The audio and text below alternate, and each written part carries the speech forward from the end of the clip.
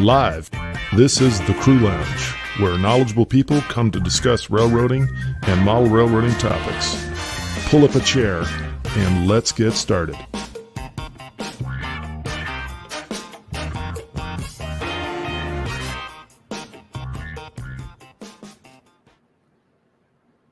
All right. This is the TSG Multimedia Live Crew Lounge. I'm John, your host as usual, and we're going to be talking today about the future of conventions. As many of you know, we recently came off of what I would describe as a very successful virtual convention, especially considering some of the challenges that we were up against when we did it. And that brought up the question, at least in my mind, of what is the future of conventions? I was just reading today that COVID's not gone. And a lot of places, my county included, are saying once again to start wearing your masks. So I thought it would be an interesting topic to discuss. And I've brought on a bunch of guys here that were all involved in the Rails by the Bay 2021 convention in one way or another. So let me bring our panel up here and we can get started. We have Phil Edholm, who was part of the mental part of the tech committee with me, and also with Seth, who was also part of the tech committee. Seth was also part of the original planning committee, and Cliff Linton was one of the key people who was in charge of getting the clinicians for the clinics that we had, which was really the majority of the content of the convention. And then Pat, on the bottom right of your screen there, was also not only part of the original planning committee for what was going to be the in-person convention, but was also a volunteer. And we were all volunteers at the convention, going around what we called the Great Hall, helping people, making sure things got done and people got helped. So I guess we can kick this thing off, guys, with I'm going to give you guys all, or give us all, a round of applause for coming up with what I think was probably, at least as far as I know, the best virtual train-related convention that I've seen.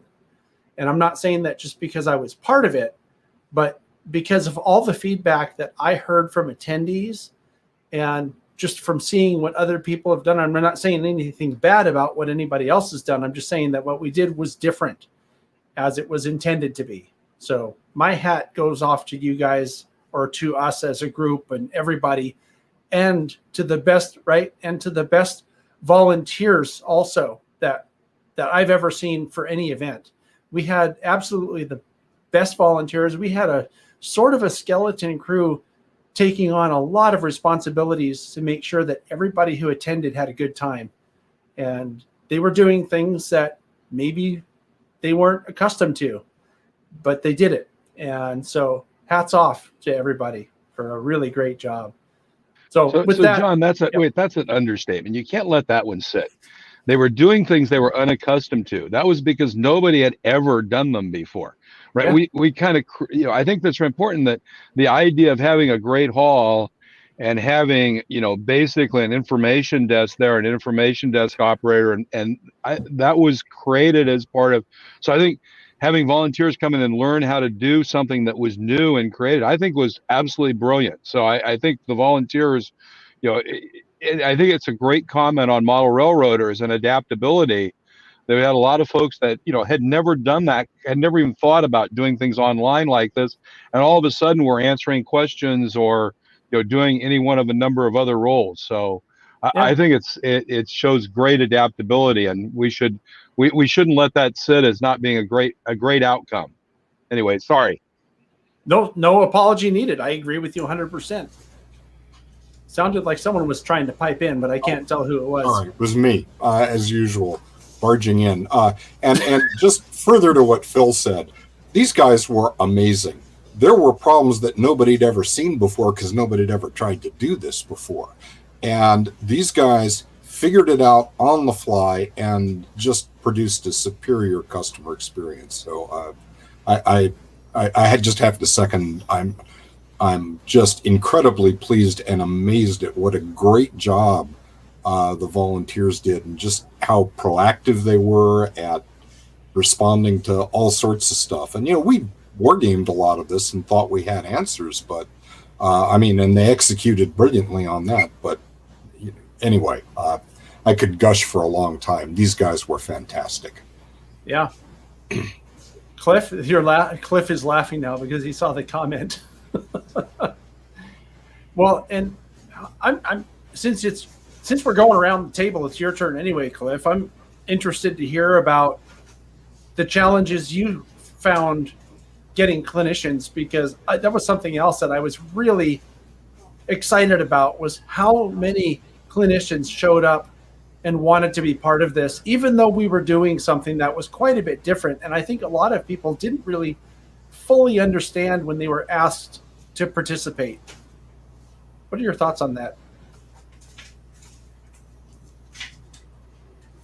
Oh, he's got to unmute yourself. Okay, yeah, here we go. How many times have we all heard that over the past couple of years? You're muted. Well, with me at one of these conventions, the problem was that I was unmuted, so better to be muted than the other way around sometimes. Yeah. So I was working with Bruce Morden, and he kindly elevated me to co-chairman. And the first thing that he had done was he had created a sign-up that was already in the virtual world.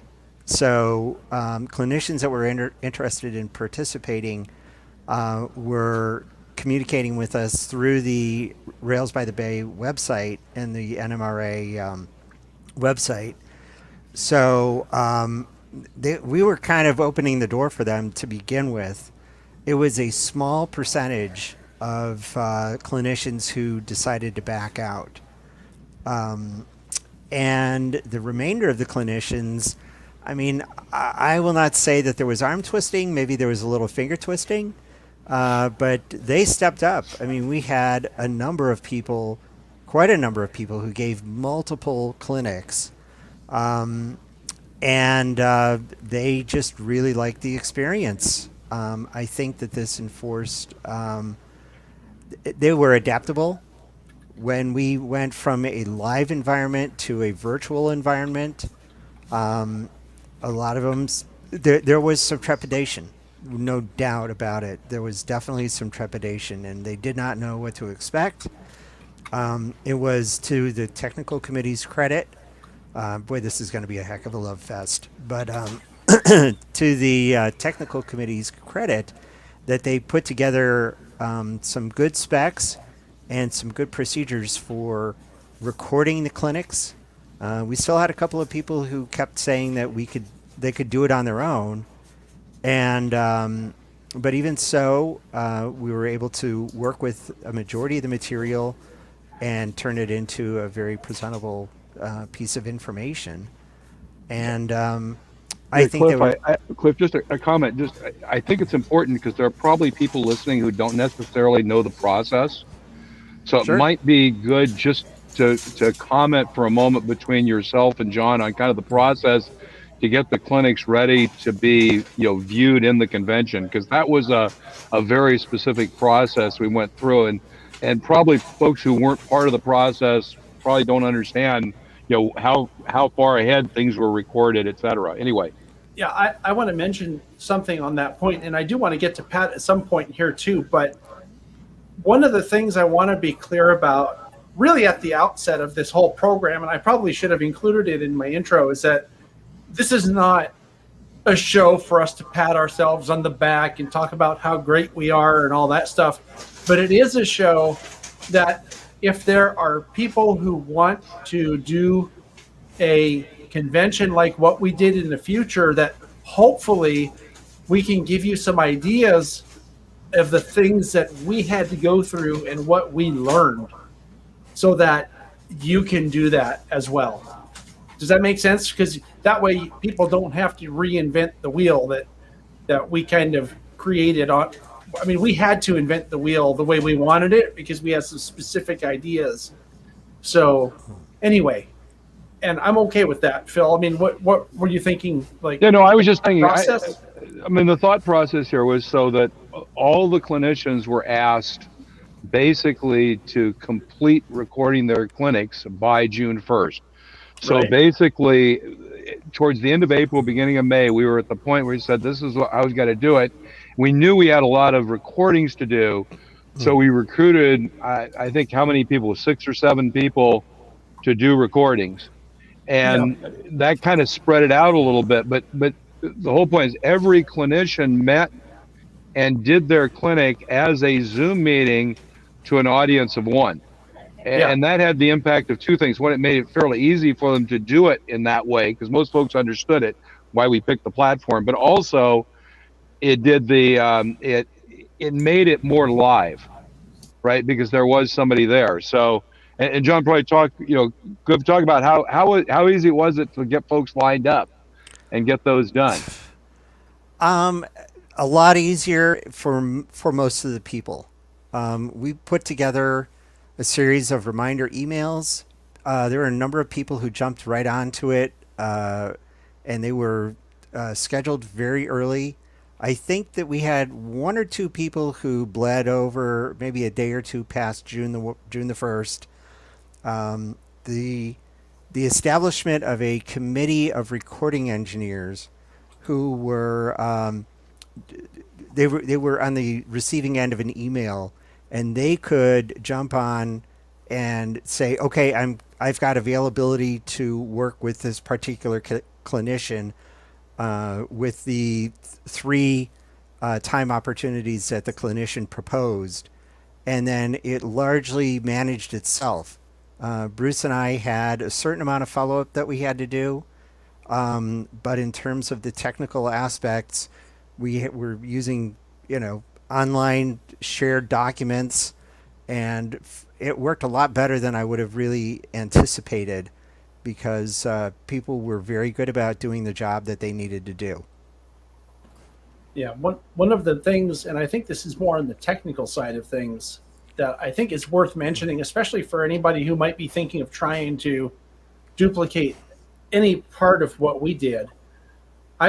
I realized when we did the PCR convention, that's our local, well, it's our regional convention for the NMRA. They were nice enough to let us sort of test out this idea of how to do the national convention when we did the PCR convention. And it was in, I think, late April. And the way we did it was actually very fun and it worked, but there was a lot of training and really going outside your comfort zone in terms of, trying to get people to do stuff that they were not accustomed to doing. And I realized during that experience that there was no way we were going to be able to get as many people as we would end up needing in, for the national convention, because I think we had 20 or 30 volunteers for the PCR convention. Well, we had 20 or 30 volunteers on each, I guess, department of the national. So I decided after the PCR convention, or I floated the idea and we all decided of trying to record stuff ahead of time, especially the clinics, and piece them together so that when we presented them at the convention, that it would flow better. And so we had to record, I think, 72 or something like that clinics. Some of them actually did come from people that sort of prepackaged. Some of the ones that came from people that weren't prepackaged had to be redone because they didn't present well. So there were some challenges, and I knew right away there was no way I was going to be able to record all 70 of them. So I'm like, hey, guys, I need help. And I think we got half a dozen, maybe 8 people to help recording with the what do you call them, the clinics. And one of them is this guy that's commenting in the comments here. Heath helped, Phil helped, right? Phil helped. There were, like I said, 8 people probably who helped with the recordings. I think there's an important, you kind of went past something that's really important. So when we did the convention in April, what we did was all the clinics were pre-recorded. So the clinics had all been recorded, but what we tried to do was do the presentation interaction of those live. So basically the idea was you played the pre-recorded clinic, the clinician was there, then you went to Q&A, and then we had this concept of the clinic goes on, which was kind of like the auction goes on, the bid goes on at the car auctions. What happened was the thought process of saying, well, what if you didn't do each one individually and did them as a block of 3? And I think, John, that came out of that discussion, really changed everything. And the other thing was that then the secondary decision, which was to not have any audio video Q&A in the clinic room. So if you kind of think about this from a physical convention perspective, we had this thing called the Great Hall, which was not a meeting, but a place for people to come and go. It's a Zoom meeting, but it's really a come and go. You either come and go to the breakouts or you come and go to the clinic rooms. But the clinic rooms are literally like an auditorium. You go in and watch something, but you can text to the clinician and talk to them, but then you leave and you go to a breakout for the clinic goes on. So all the Q&A happens there. And that was kind of the big change, John, that I think the two things that happened was by recording everything as a block, it made it technically much easier to manage. But the other thing was it changed the structure. And there's a serendipity to that we didn't think about. Love to claim that we thought about things ahead of time, but we didn't. The serendipity was by forcing people to leave the clinic room and go to a separate place to do the Q&A, you got them moving around. And Seth's comment, we were talking, his comment was, well, there were a lot of times I missed the next clinic because I went there so then when you come out of that clinic, maybe you go do something else. It's very similar to what happens in a regular convention. So I think, John, that that idea that the synthesis of saying we have to make this simpler, we can make things a block, then that caused us to and the net result, I think, was a very significant advantage in the convention. So, sometimes really good things come out of the serendipity of decisions. Yeah, I want to comment about the whole idea of recording in the first place. And part of the main reason I think that I was the one, I think, really who insisted on recording stuff ahead of time, because I'm in video production. That's what I do. And one of the really basic tenets of video production is to control as much as you can of the process. So that's why you have movies being made. I don't know if people realize this, but most movies these days are made in these giant warehouses that are painted green everywhere. And almost all your backdrops and backgrounds, especially for science fiction stuff, is completely computer generated, because you control everything. You control if there's a plane in the sky or stuff that you don't want to see in the background, because it's all computer generated. Now, we didn't do that. But what we did do was, by recording, it allowed us to remove interruptions. Say somebody's phone rang, which happened very often during the recording process. I can say, as someone who recorded these things, I'd say more often than not, there was either a technical issue where the person couldn't share their screen, or a phone call. One that was, I thought, really touching was I was recording with one of our clinicians, and his grandson, little 4 or 5 year old grandson, came in and wanted to hug his grandpa. That was really cool, but it had to be taken out because it was an interruption. Maybe I should have left that one in, but I don't know. I didn't have permission. Didn't have permission to put a little kid on the video. So I think, John, your point is the decision to record the clinics ahead of time and use Zoom to record them so they're very natural, avoided that issue of the live explosion. And the problem is, if you're doing 70 or 80 different things and they're all live, the probability of something happening, is interesting. 2 weeks before the convention, I was at a technology convention in Miami. We're doing a virtual session in the convention. So the moderator and 3 speakers were coming in by video. And all of a sudden, 2 minutes in, the moderator disappeared along with the slides. And it turns out, because she couldn't see her machine, offered her an opportunity to upgrade immediately or wait.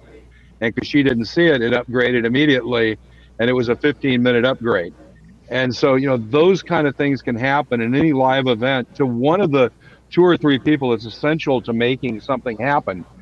By reducing the complexity, both at the front end and the back end, it makes the probability of a great event better. And I think, your point and the video production background was really good to how do you make it a great event for the participants.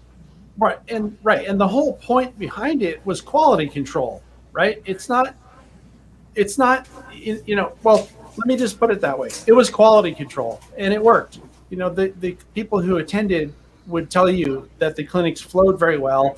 There were not really any technical difficulties. And in many cases, a lot of the hesitations and uhs and ums that the original presentation had, that stuff got taken out too. So it was easier to listen to.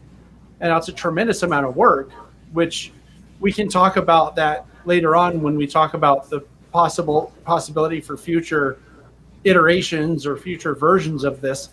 I do want to bring our sixth panelist in. He's a little bit late, but I think that's okay. So let me bring him in, and then we still haven't heard from you, Pat. So we should go back to you on the original. One comment I'd like to make about that you just made about the pre-recording is that by pre-recording, you took care of a lot of the issues that we would have in the past about 5 people raising their hands and rabbit trailing on the clinic. It kept everything focused, and that's a big plus as an attendee, that it kept the clinic on focus, and that's important, I think, because you could then wrap things up in less time and not hurt the clinician because he got to get his point across. Right. That was another part of the process that was going into it. Was we've all been in clinic rooms where there's one person who just really thought they should have been the clinic, but they're in the audience. They think they should have been the clinician, and I think everyone has seen this, and they suck the air out of the room. Well, if it's a presentation rather than an interaction during the clinic, it doesn't happen at all. And you can get that in the Clinic Goes On, which was taken care of in the social. I thought of the way it was structured as being sort of, this is delivery and this is interaction.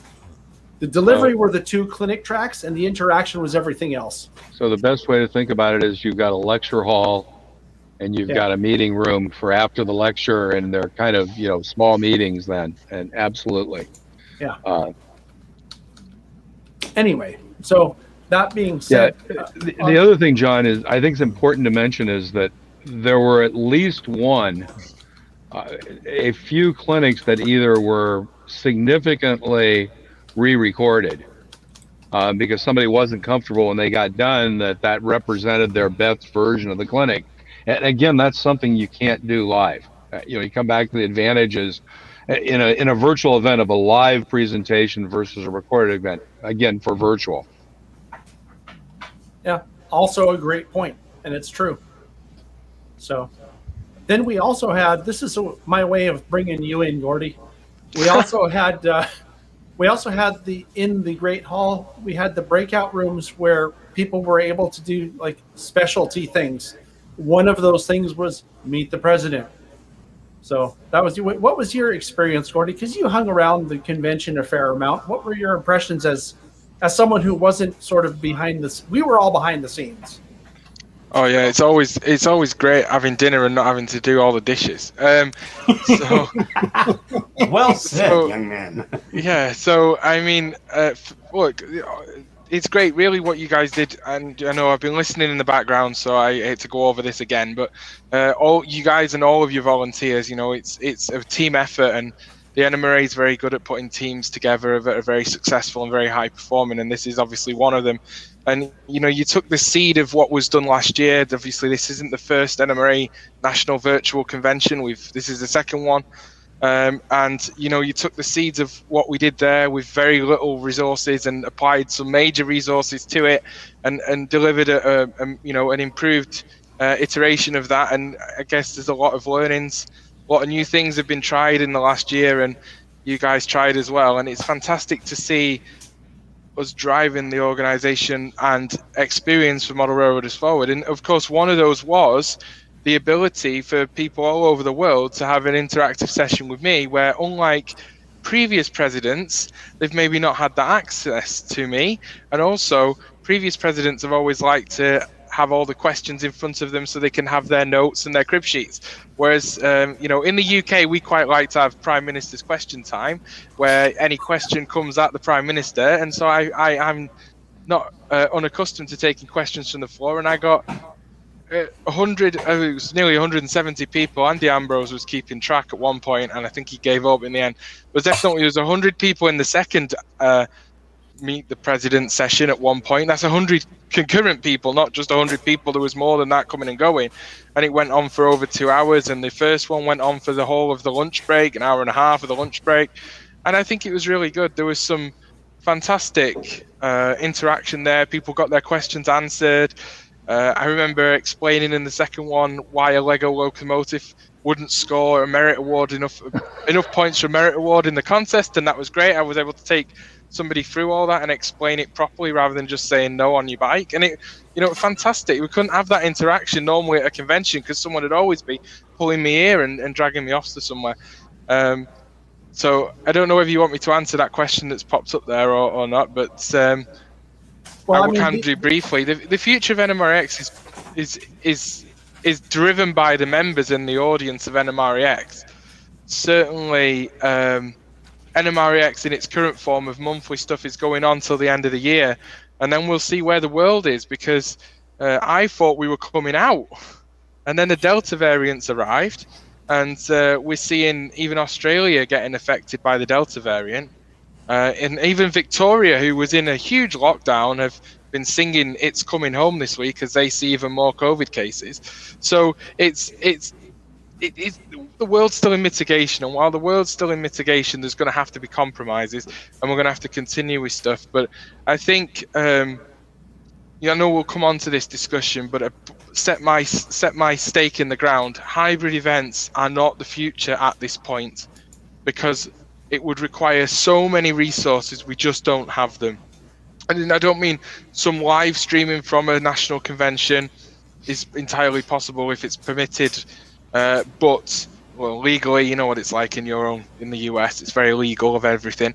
But the in terms of running a virtual convention alongside a in-person convention at the same time, with the same pool of people, with the same people wanting to ask the president hundreds of questions, it's just not practical.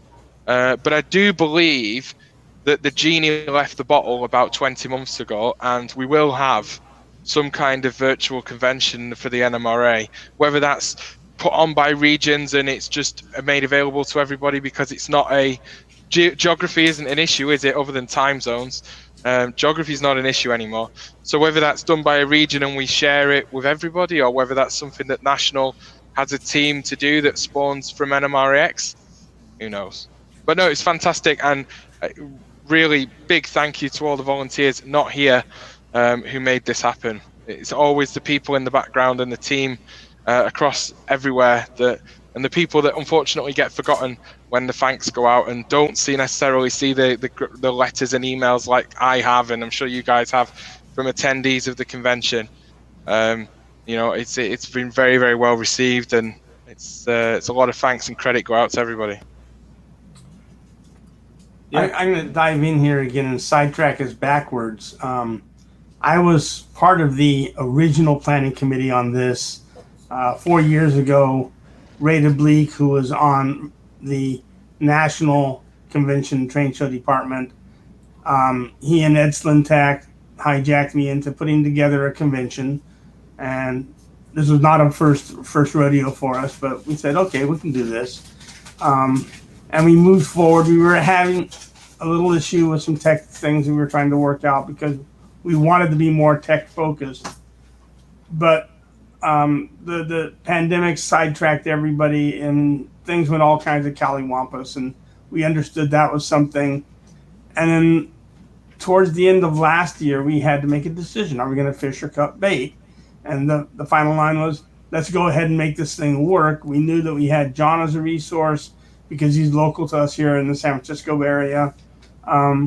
We had people like Seth was already involved, Bruce Morton was already involved, Paul Deese, who handled the layout tours, was going to be our layout tours chairman. He just did it differently. He didn't have to worry about renting buses. And I think the whole thing is when we came forward with it, the Pacific Coast Regional Convention, and thanks to the committee who worked on that because they were a godsend to us.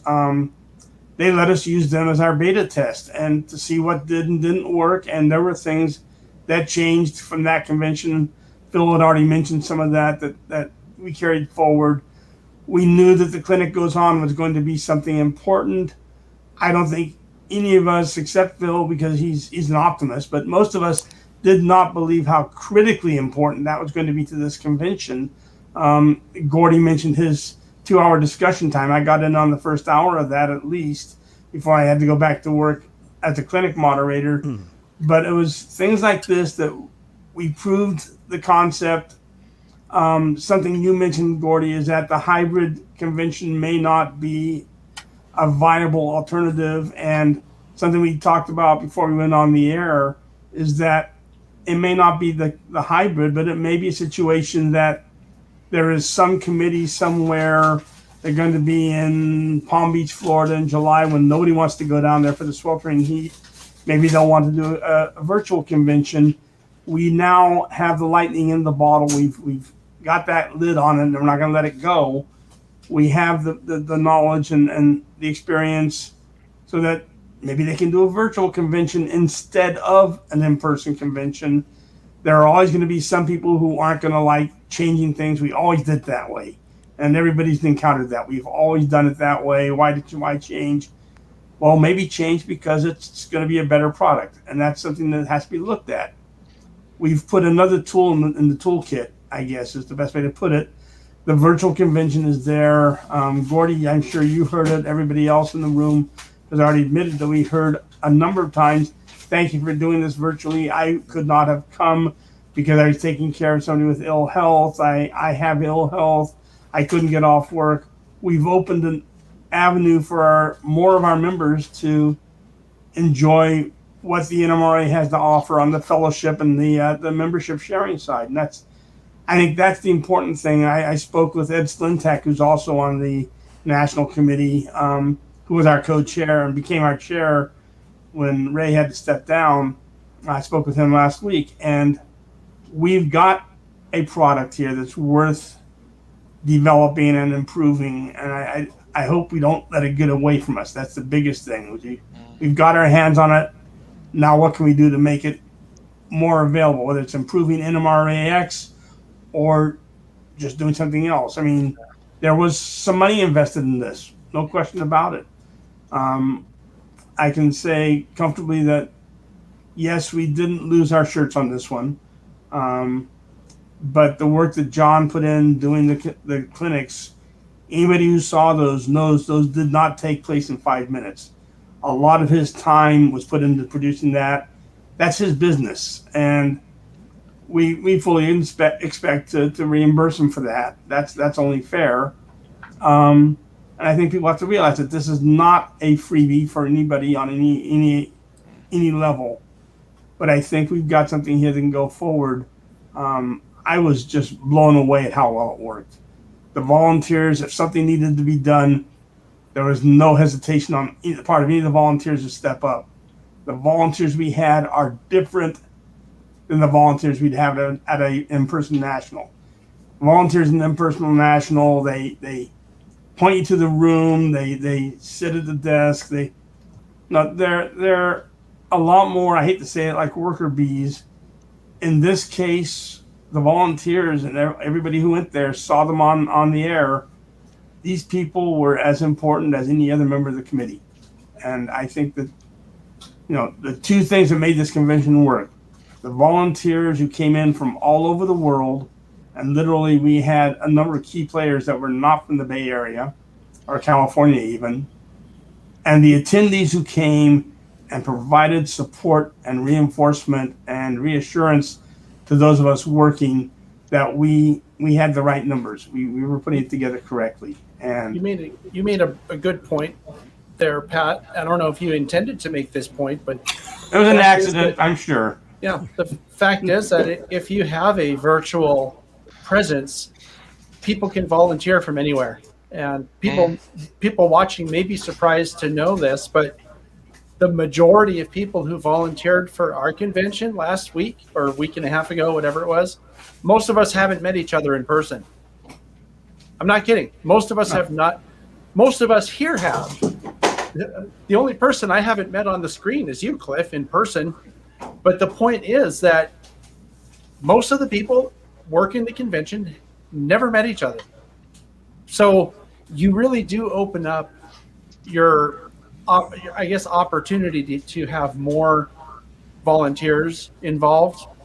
So just something to think about. You don't have to limit yourself to just who lives in a certain region.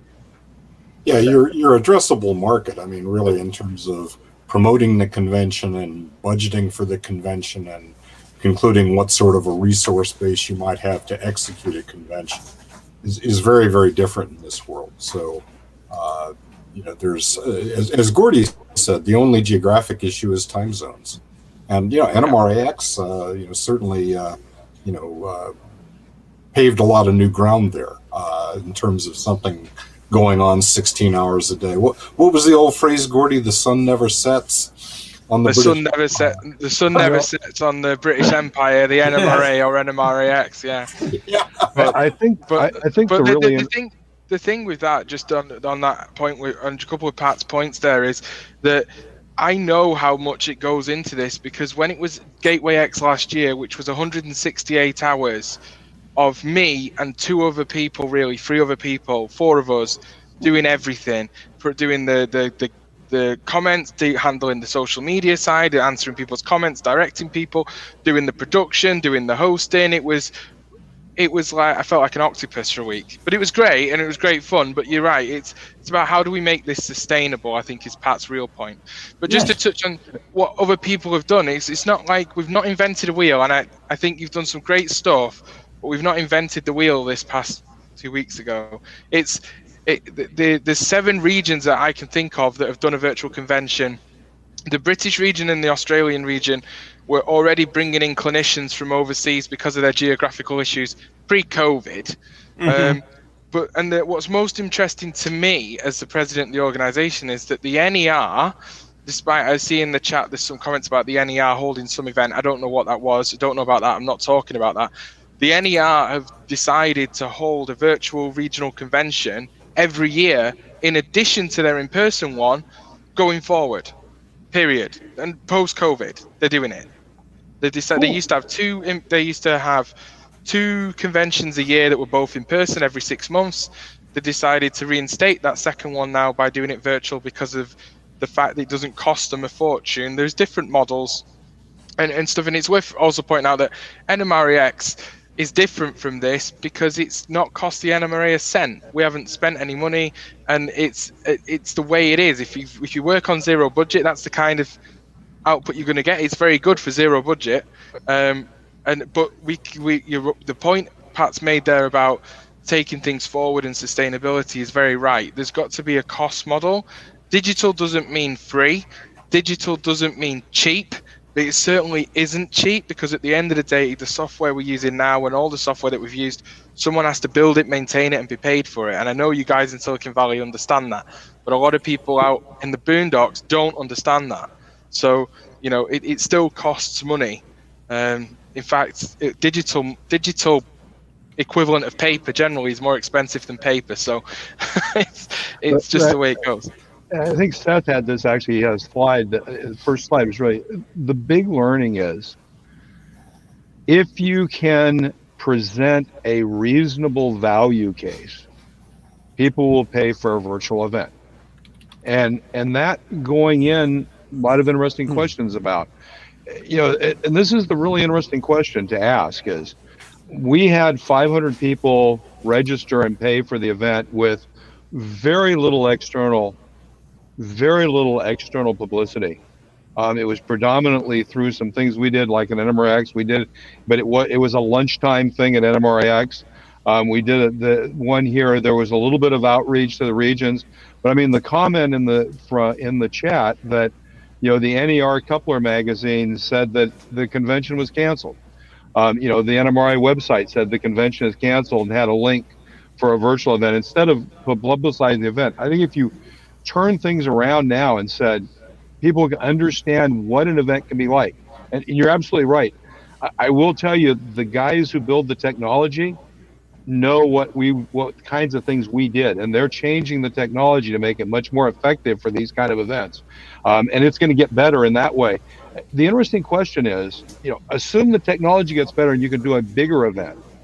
If we put all the weight of the organization behind a big virtual event, how many people would come? Now knowing, you know, I think people understanding now that, hey, virtual is not going on the web and watching something which you could just well go watch on YouTube. There's a reason to be there. You know, and it was that idea of, if there are 200 people in a meeting, one person's talking. If you put them into 40 meetings of 5 people each, 40 people are talking, and it changes the socialization model. And I think that was the learning. You're right, the technology, it was there, and people have done lots of things. It was kind of that learning I think is really interesting for us as an organization going forward. And by the way, Gordy, 100% agree. Everybody's got to understand, if a physical convention is a difficulty of 1 and a virtual convention is a difficulty of 1, when you put them together, it's not 1 + 1, it's an exponent of that. So, you know, it's that old 2, 4, 6. So you all of a sudden get a much bigger complexity, because the virtual impacts how complex the physical is. The physical impacts how complex the virtual is. And when you add them together, it would be a very complex exercise, which would require a major focus to think about doing. Yeah, absolutely. Because most of the time, in my experience, it's the same volunteers. So if I was to put this back on this now, okay, all of you guys, with the exception of maybe John, although I do feel like John was going to be going around at the face-to-face Santa Clara event with a camera, but you all would have had responsibilities at the in-person convention. So where are all these extra bodies coming from? You're all cutting yourselves in half or something. It is just, it's not reasonable at this time for us to do it. However, it's a journey that we're probably on now. Just like we're on a journey to a digital magazine from the NMRA, just like we're on a journey for enhanced education from the NMRA, we're on a journey now of breaking down all the geographical barriers. I'm not saying we're getting rid of regions and divisions. Jesus, don't. I never said that, right? But I'm saying that I can sit here in Orkney and remotely operate Speed, our IT manager's layout in Texas, where the prototype is Namibia. I have friends who volunteered at this convention, who are friends in the British region, who I'm going to hopefully say hi to in a few weeks' time, face to face for the first time in 2 years. But they go every Friday and operate on Silicon Valley lines. We've got a youngster, you know, up in an island in Seattle there, coming to both the president sessions, talking to me, and directly giving me feedback as a young person in the hobby. And it was like listening to myself, and I was like, I was that age going to division meets, and the guys were helping me set coupler heights for KD couplers, and I thought it was fantastic. Now imagine how much like light years ahead that is. So we're on a journey, guys, right? And you can't expect us to flip a switch and turn everything digital overnight, and you can't expect us to, and it would be wrong of us to take away things that are already working. But no one at all knows what the world looks like out of COVID. It won't be the same as it was when I met Pat I never thought when I met Pat at Salt Lake City in 2019, and he was gunning me to register for the convention, but I was a bit perplexed at $200 a night for a room, because I don't get paid that much per day. I was like, crikey, this room better be coming with gold leaf sheets. But I could not afford that hotel. And I remember having this, I never thought in a million years we were going to be here 18 months later or 2 years later and doing this all on the internet. I mean, it's just a huge difference. And I think somebody made a comment about how painfully obvious how grateful folks were to attend this convention.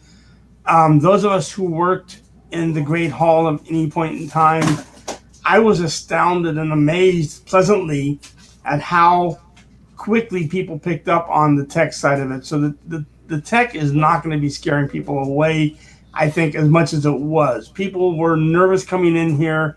Heck, I was nervous coming in as a volunteer. I didn't know whether I was going to make a total putz of the whole thing or what was going to go on. And it ended up I had to help people and get them pointed the right direction. I know Phil was doing it. There were others around.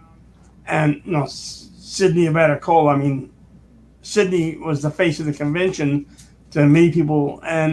But the fact is we got people who probably knew how to turn their computer on, got them navigating through the ether like they knew what was going on. And I think that it shows, somebody mentioned it earlier, the adaptability of model railroaders. We have the ability, we're not dunces, we have the ability to learn things, and everybody's moving forward, and that's the important part. And we're helping each other. So, I think we've got a lot to go on. I for one, would not want to see in-person conventions going away. Heck, I like the times we went up to Bob's room at the hotel in Salt Lake City and sat around with a cold one in the hand and had a chance to solve all the world's problems. And it was, that's something you can only do in person, and that makes a big part of it. But by the same token, what we shared a week and a half ago was something that I will never forget. Now, I learned a lot, and I moved forward because of it. Hey, Sparky just posted a comment here I'd like to respond to. If the price was higher, do you think more people would have attended? Do you get what you pay for? So if you provided a higher quality product. And there's a certain element to that, and we're really going to do some polling to try and understand that a little better. Clearly people generally prefer cheaper for the same thing, but the question is, what's the sweet spot? Where do we get better quality that's, noticeably better than what you got for the next lowest increment in cost? But the thing to remember about virtual, of course, is that in this case, it was $50 for 5 days compared to probably a $2,000 a week total experience to visit an out-of-town convention. You would have had $200 for registration, and then, as Gordy says, $200 a night. Plus you have to get there. Plus you have meals, and on and on. But there are some other things that come with that. So what we are trying to understand is, what those price points are, and to some extent, I think that will tell us what we should focus on in in-person events. Something that was brought up earlier, and I think it was in the comment section, and I think you commented about it too, Gordy, about not being able to do a hybrid. And I don't know.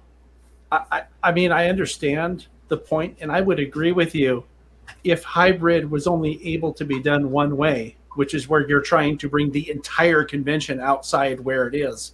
Say you have an in-person convention and have to have 100 cameras everywhere so people don't miss a thing. And it doesn't have to be like that. I think that it might behoove us as an organization to think about how to make things happen instead of thinking of the reasons why they can't happen. And what I mean by that is my vision of a hybrid would be to have one of the clinic rooms be streamed out to people who have paid a nominal fee, $20, $50, whatever, to get that content. And then after the clinic, maybe have the clinician go into a breakout room, like in a booth off to the side of the clinic room, where they can go do a clinic goes on. And then all of the social interactions would happen offline or online, if it as it were, in their own meeting where all the virtual attendees are having their own virtual convention. That would take a very minor amount of effort and resources. I mean, we could do that. We could have done that at an in-person convention here if we had thought of doing it. So, I don't know that it's, yeah, please. So I totally agree with you, John. I'm saying the same thing. I'm saying that's a step on a journey. We're going on that journey. I can't stop that train. It left the station like 20 months ago, right? If you don't think that train's left the station, then you're blind to it, because it's probably left 5 years ago when we had Jerry Leone videoing clinics. The thing is that the in-person convention is more than just the clinics. The clinics are really important to a lot of people, but it's more than that. You've got op sessions, you've got all the LDC consultations, you've got tons more stuff we could make virtual and in person at the same time. But we got to go on that journey to do that and understand how to do it and learn from it. I think better experience at this time would be to have them separate. Might be the same people, but to be having a virtual thing that's dedicated to virtual, you can throw more resources at it that way at this time. But I just want to come back to the point that Seth made there about price. For me, $49 was too much. And it was too much because the event was in the middle of the night, my time. So the amount I could have accessed was minimal. But I know that $49 was reasonable if it was in my hours, because I would have been able to do that. However, there's some challenges to this. I have a family. I couldn't dedicate enough time to do that full time away from my family. At an in-person convention, I'm in a hotel and it costs a lot of money, but I'm mostly away from the family, and I'm able to focus on what I need to do when I'm there. We need to fix that. But for those that thought it was too cheap, or it was a reasonable price, as I said in my face-to-face at the event, the most important thing you could do is gift a registration to somebody else elsewhere in the world, elsewhere in the NMRA, that isn't as fortunate as yourself. And we need to crack that as well. We need to make sure we account being socially responsible as an organization and as individuals. We need to allow people to be socially responsible. We have a lot of places in the world now that buy someone a coffee or pay on a beer or whatever, depending which side of that fence you're on. We should be doing the same thing.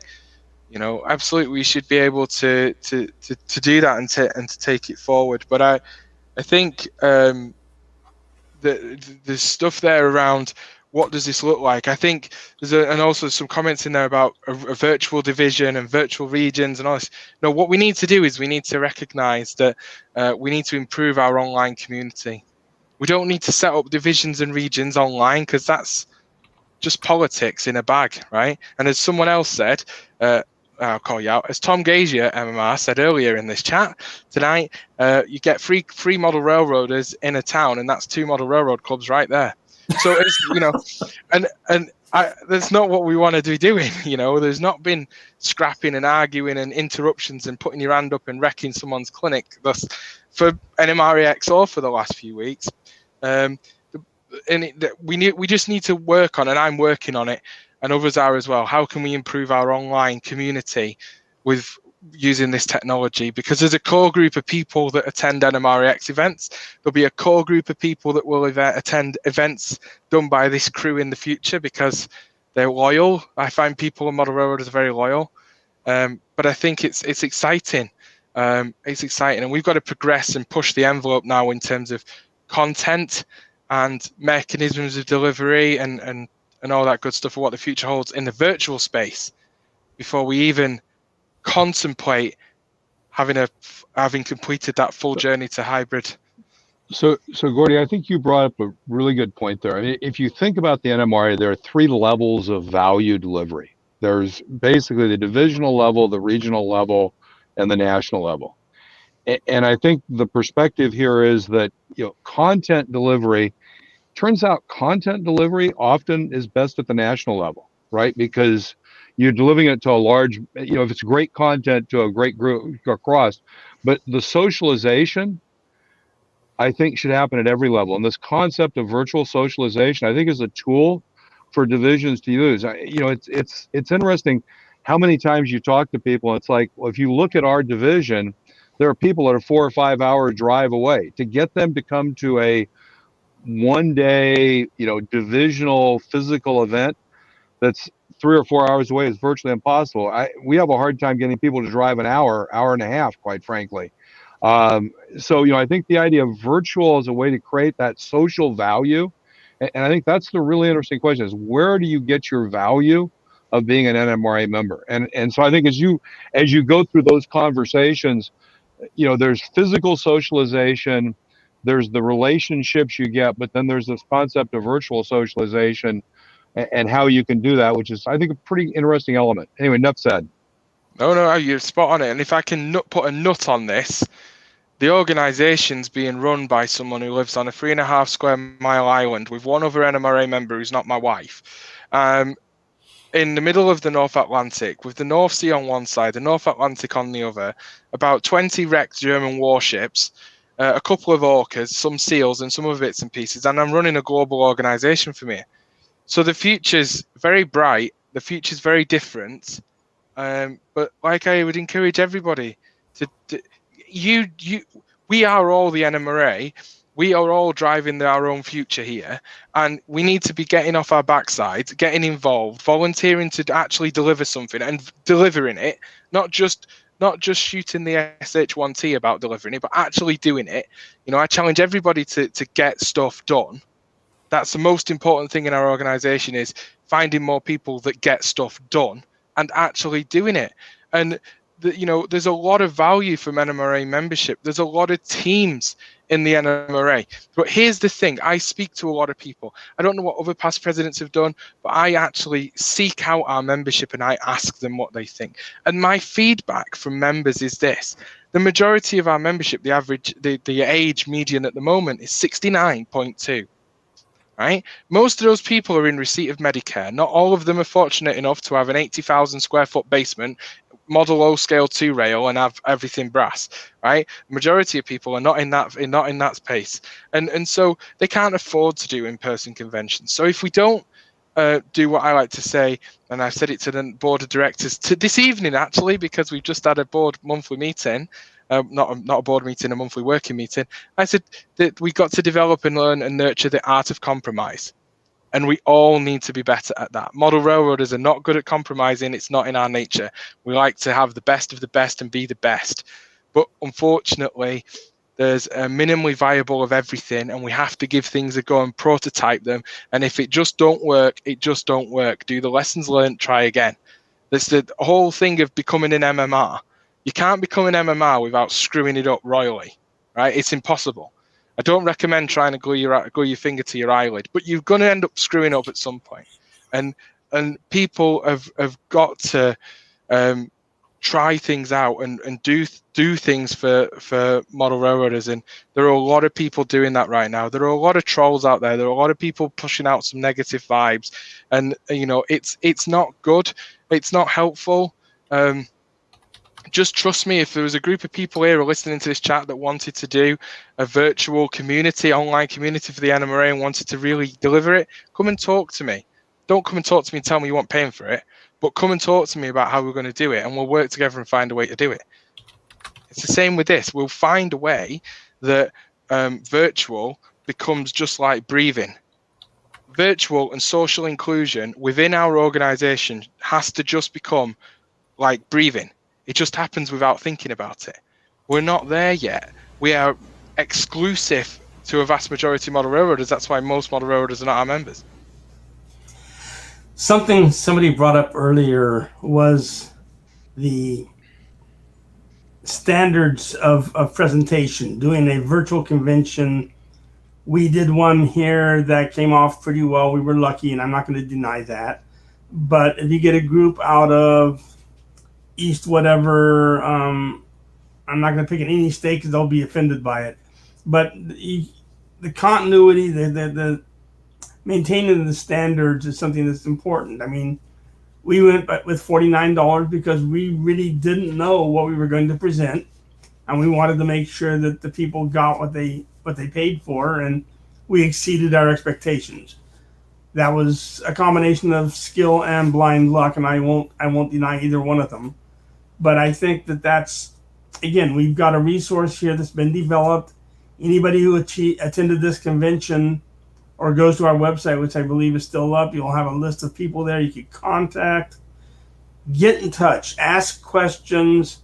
I'm sure there's going to be a post-event book coming out of some sort that'll be available to Gordy and the national board, so they have some input on it, that they have some tools put in front of them.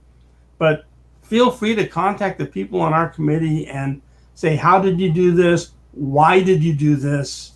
These are all going to help you do a better product down the road. And that's the bottom line. I mean, I heard a number of people saying, I would have gladly paid twice that much for what I got during that week. And I'm flattered. I'm feeling really raised up about it. But the fact was, the good Lord was smiling on us, and we pulled it off. And we didn't do anything that anybody else couldn't have done.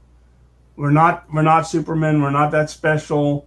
But the fact is, you have to hold yourself to the standard that we're going to present the best product to the people who are coming. Think of it as a guest in your house. That's the only way I can put it. Think of it, you want them to have the best experience, and that's what we did. John, I'm going to give it back to you.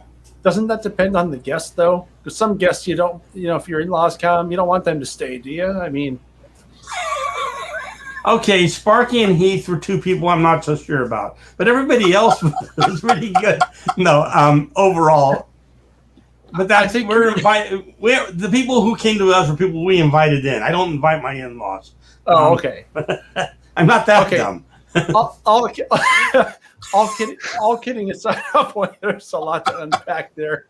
All kidding aside, I think you brought up a great point, Pat, about what we did. Just ask, and anybody, and that goes for anybody. I mentioned it kind of at the top of the show, which was, if anybody is out there who wants to try to duplicate or, what we did, just ask us how we did it. I mean, there's just like great modelers, there's no secrets here, and I'm willing to help anybody that wants to know why we did things a certain way, what the process was, what the standards were, because we did have to come up with a lot of, create our own standards basically. And that did matter in the quality of the final product. So, but that's no secret. I mean, I'm willing to tell anybody what the standards were for the video portion of stuff, since I was so intimately involved with that. I'm sure Sydney would be willing to talk to anybody about how we did the volunteer wrangling and all that. Because we had, like I mentioned before, we had a lot of volunteers, and it's not easy when you're dealing with a whole lot of people in a group like that. It's like herding cats sometimes.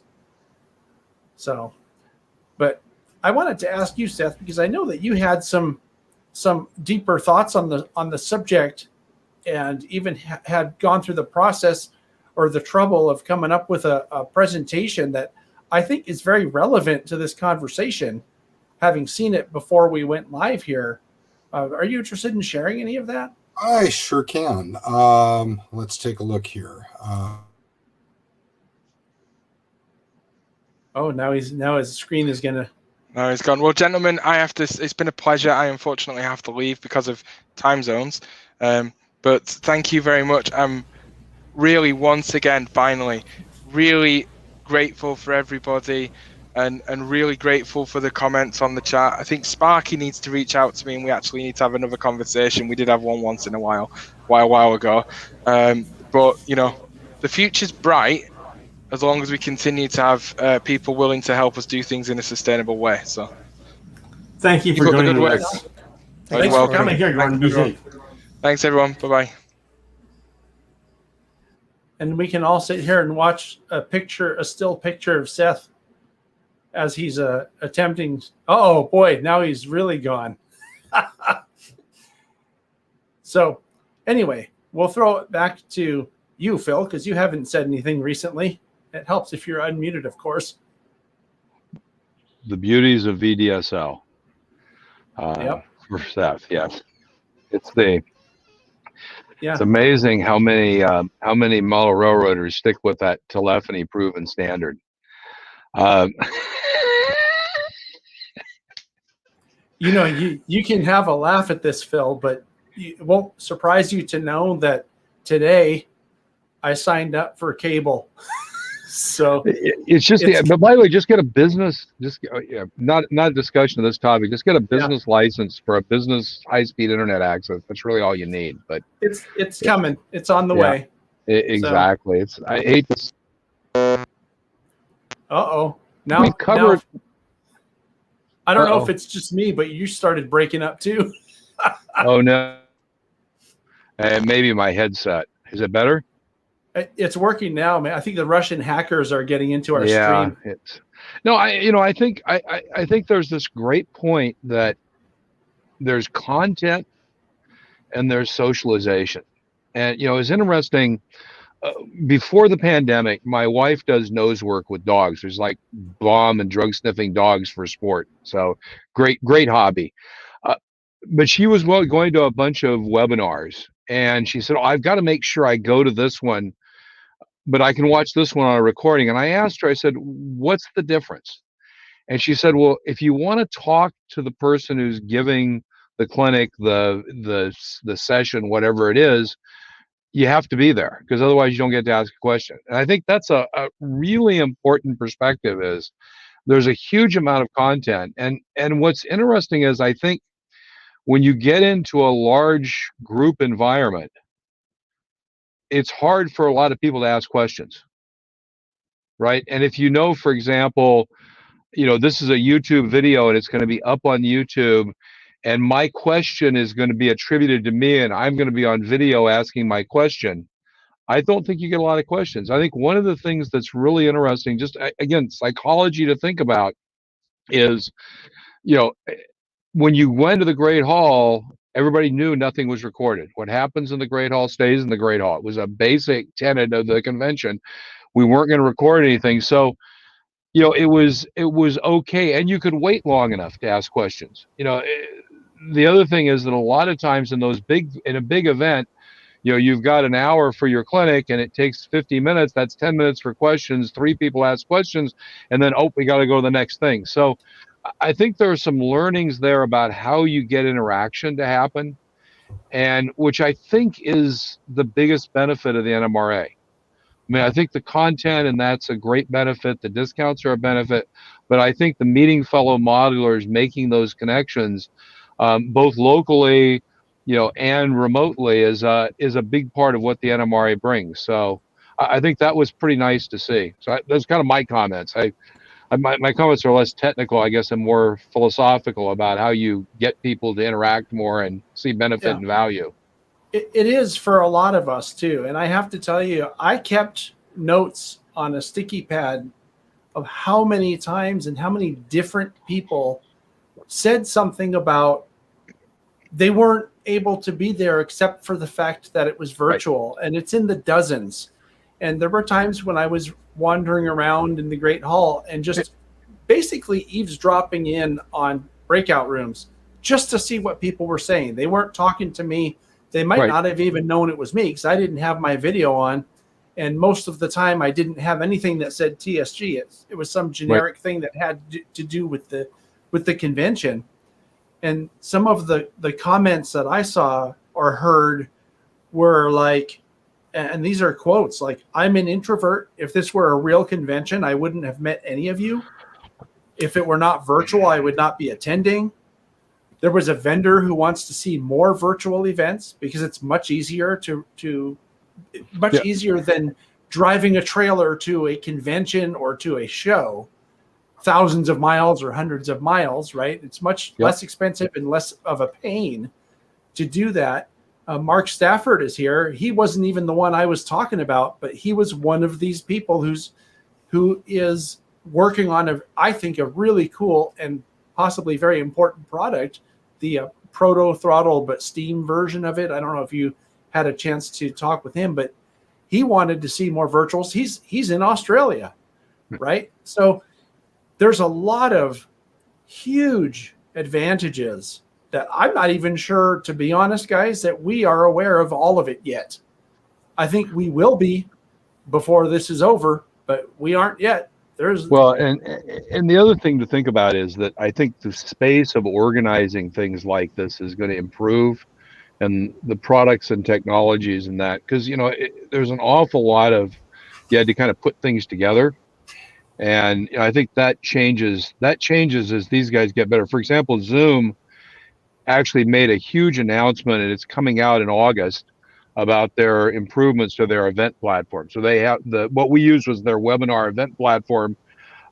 Interesting discussions about whether or not you really needed that kind of a platform for that, or whether you could have used something more like StreamYard or something else.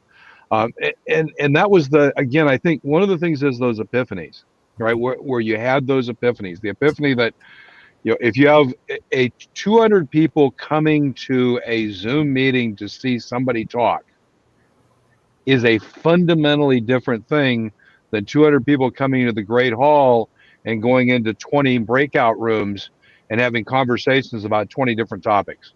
And the group dynamics, the relationships, what people are going to get out of it is profoundly different.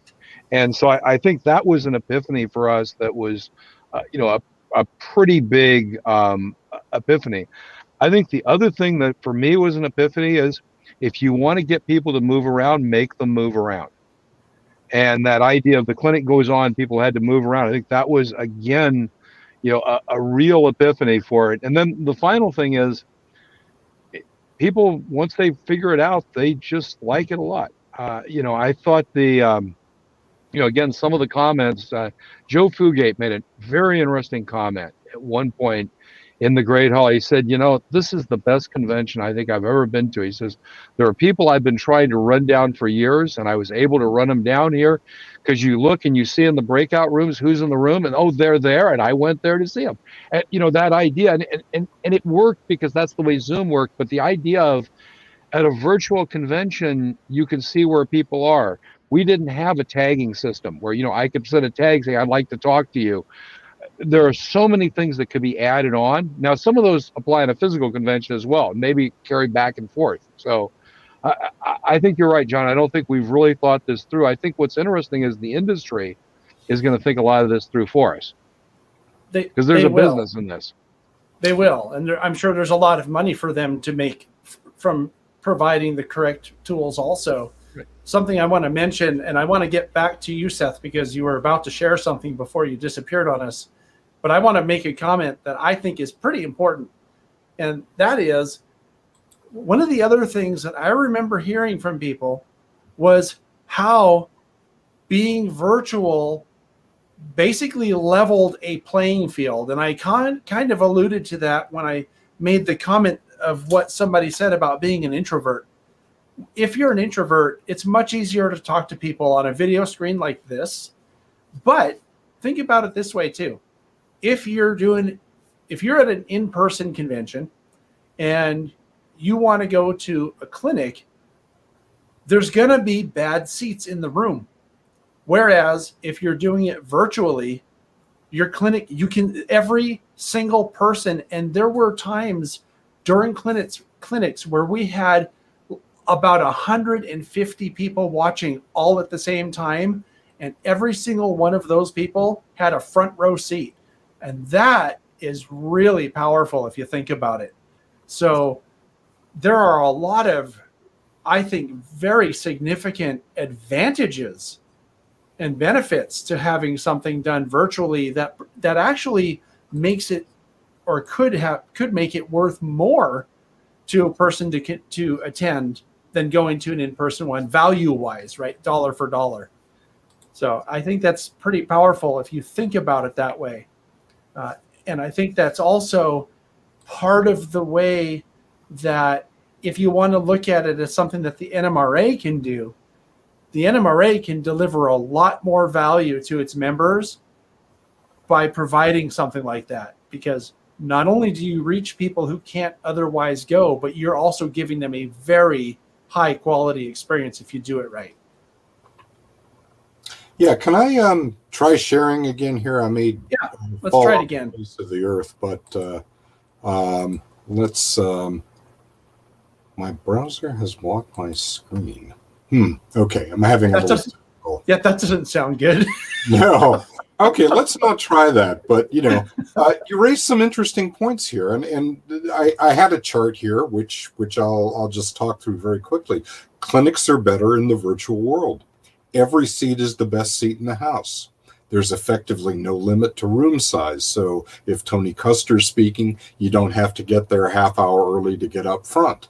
With proper lighting and equipment, and John and I spent a lot of time on this up front, everyone can see well, even for hands-on modeling clinics. You can easily share screens for software demos. Everyone can adjust the volume to match their hearing. And our, what was it, 69.8 months demographic, that's always an issue. And you don't have to listen to your neighbor's hearing aid feedback either. Or snoring. Or snoring. And there's no seats under the noisy or leaky ventilation duct, because that never happens in swamps like Florida in the summer. People talking behind you. You talked about the snoring. And plenty of opportunity for interaction with the clinic goes on that you just don't get in the face-to-face world. So, and Seth, we didn't think about how you can change the clinic in this, right? So, you made the comment that the clinics are better, and I was saying there's the argument that says I've been to clinics where someone passes around. They're building a tree and they pass around the armature, and then the different. So you see so you can actually look at it up close and see it. So the idea potentially of sending some things out, like if you want to do where if you say, if I'm going to sign up for this clinic, because I signed up for that clinic, there's a $5 extra charge, and I get something mailed to me that's a package with some wood and stuff. And then actually what you could potentially do is do the clinic, and then the clinic goes on, becomes, some more interaction around doing the project. So I think there's a really interesting question. The other thing that it does is a lot of people, when they come into a clinic, expect to show what they do on a table in the front of the clinic, which is great for the person in the front row. exactly. And really sucks for the person in the 20th row with Bob, who happens to be 6'4" and weighs 400 pounds, sitting in front of me. Oh, that's never happened. Exactly. And so, and the problem is that people don't think about that what I can show on my workbench doesn't extend past. But if you tell them, well, you can videotape, well, I can't videotape, well, take some pictures. And all of a sudden they start taking pictures and realize, we all have this great picture tool now, right? Even though we're 69 years plus in age on average, the good news is I'm under average. So that's good news. Yeah, we know you're below average, Phil. I'm under average. I love it. But, but the thing is, with this, you can take a picture every 15 seconds as you build a module and then put them together into a discussion about what you did that probably is better to watch, even for the people in the front row. So I think that's, it kind of causes us to think about how you present information. And I think in some ways it makes it more effective. Now, having said that, I really like the clinics. We did some 15-minute quick clinics, and one of them was a quick clinic on wood weathering. And the clinician had brought little piece of wood and passed over a piece of wood and went through a process. And that's hard to do virtually. But I think that's the kind of thing that really is going back to our discussion with Gordy. To me, that's the kind of clinic that really sits at that, divisional level, where you have those kind of clinics at that level that are more hands-on. Anyway, enough said. Well, it all brings up the same point, which is you can't do everything virtually. And I think everybody understands that. You can't. Are you saying procreation is hard virtually? I'm saying it's very hard to do that. Yeah. But I think that it's kind of a fool's errand to think that you could mail stuff out to 150 people who are going to be in your clinic. I mean, it's just, there are limitations, and we have to work within those limitations, obviously. So, it was interesting. I do agree with Phil on that. I mean, it's been problematic. Gordy had tried some of that with NMRAX and with one of the regions, and they had a lot of problems with it. But I mean, I think the point of that is not to go away and say, oh, we tried it and it doesn't work. I think the idea is to come back and say, well, what can we do, and how could we try something different that would work? And we have that, plus the technology continually advancing, as we've been saying all along here. And it may not be the 2021 answer, but we might be back with something great in 22, and we're not going to give up.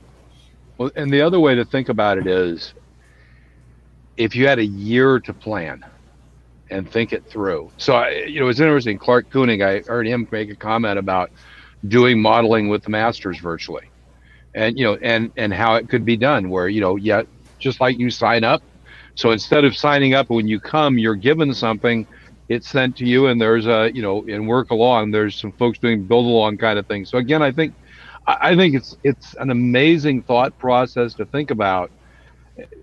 The problem is you don't want it to be a fire drill again, right? If you're going to do it, plan it out ahead of time. And I think if you did something, in 2022 or something like that, or 23, I think by then the technology will catch up a lot, but also the modelers will have figured it out by then. So anyway. And with anything like this, the hands-on stuff, we're going to have to try it on the divisional or the regional level first, because we are going to make mistakes. That's a guarantee. And we're going to have to learn what we're doing. It's just like we're learning to walk again. I know Cliff brought it up also, that with the modeling with the masters. And I think that's going to be the biggest thing. And Clifton, I think somebody's asking you a question because you've been really quiet. So I'm going to sit down and shut up. Well, I think that what we're doing is we're kind of scratching at the door a little bit, and what we have seen go on here is just like Gordy said, it's what we're doing today is not, it may very well be different 6, 8, 10, 12 months from now, and it's because we've been learning different kinds of things. And this experience gave me an opportunity to meet the online world that I've barely just begun to interact with. But gee whiz, I can definitely see people doing let's do a Saturday afternoon build. And you could get in on something like that. And I would love to be able to ask some expert modeler about, I am just having the hardest time with, let's take, for instance, pan pastels, because I watched that clinic and I was like, wow, I would really like to have this one saved to watch over and over again, buy a bunch of that stuff and just start doing it. But you could do that, and I could be talking to people and I can ask that expert, I'm just having the hardest time soldering this thing, or whatever it is.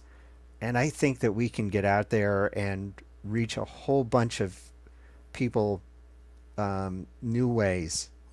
And I think, Cliff, if I can add to that, another thing about that, and that's a great idea. It could be a Saturday afternoon. It could be a Thursday evening. And here's the deal. Let's say Phil wants to give us a Thursday evening clinic, but he lives in Pleasanton. So that means we all have to go fight our way out over 580 or up 680. And that's terrible, right? We'd waste the whole evening in the car commuting. But if he does it from his workbench virtually, we all tune in at 7:30, and nobody had to get on the freeway and drive for 90 minutes to go 30 miles. And the payload to travel time ratio is fantastic. It's all good stuff. Because there's no penalty of having to drive there, you can do it in whatever size chunk makes sense. If it's a half an hour, if it's 2 hours, however late people want to work. So, I think that's a huge thing, even on relatively local geographic scales. Something that came up yesterday, we had a meeting of all the volunteers, sort of a wrap up and thank you all type of thing. And talking with one of the gentlemen, talking with Heath out of New York City, and he was saying, well, his division, he doesn't even know what his division is doing or what's going on there. And I think that's a challenge that I'm going to put out to everybody who's watching this now, who are not from the Pacific Coast region or the Coast Division, is get to know the people around you and do some virtual meetings, do some in-person meetings as things open up, or if they open up, which I hope they will. But it comes back to the foundation of the NMRA is the division and the regions, and I think that that's really important. Is that the overall national structure is there to provide our standards. They provide some insurance protection. They provide some overall guidance to the package, but what makes it work is in the trenches. It's the people on the local level And I admit that some of the local levels, you get up to the Pacific Northwest region, a local level can be hundreds of miles around the Seattle area, and those hundreds of miles are water, so it's a real bear to drive from one to the other. And I think we need to look at that. Yeah, okay. One person, I've attended more PCR Coast Division Zoom sessions than in person, and that's thanks to Phil, because we've been doing that about every 2 weeks, and it's been a big plus. But, and I don't expect the virtual to supplant the in person. It's a complement, and that's the key to it. Don't look at virtual to be your entire exposure to the organization. Reach out to the modelers that you know around you, and the biggest benefit, and this is a question again, what's the big benefit of a national convention? Is it to make money? Is it to this? Is it to that? It's a social aspect. And everybody who was here, anybody who was here 2 weeks ago knows about the social aspect. That's as important as the modeling side of it to me. But I think, yeah, people are going to have to step up and encourage it on the local level, and then you can build up and influence the regional and the national. So I do want to make a point, though, Pat, that kind of adds or expands on what you were saying, which is, no, I don't think anybody anywhere is thinking to supplant the in-person with virtual or completely not do virtual in favor of in-person. My main concern when it comes to this whole idea of virtual conventions isn't really for the people who are willing and able to go to in-person conventions. It's for the people who are marginalized and left out due to circumstances beyond their control. I'm talking about people who live in faraway places and they can only live there because that's the only place they can afford to live, for example. Maybe they're mobility challenged. Maybe there are 101 reasons. Maybe the weather sucks where they live, so they can't drive for 8 hours through a blizzard to get to the in-person convention. I want to include them. I think that the NMRA has a great reason to include them because we're always, the NMRA is always talking about growing its base and lowering that average age from 69 to something more reasonable like 67. The point I'm making here is if we can include people, there's no reason to exclude them. And I think what we did a week and a half, 2 weeks ago proves that it's not that hard to include people.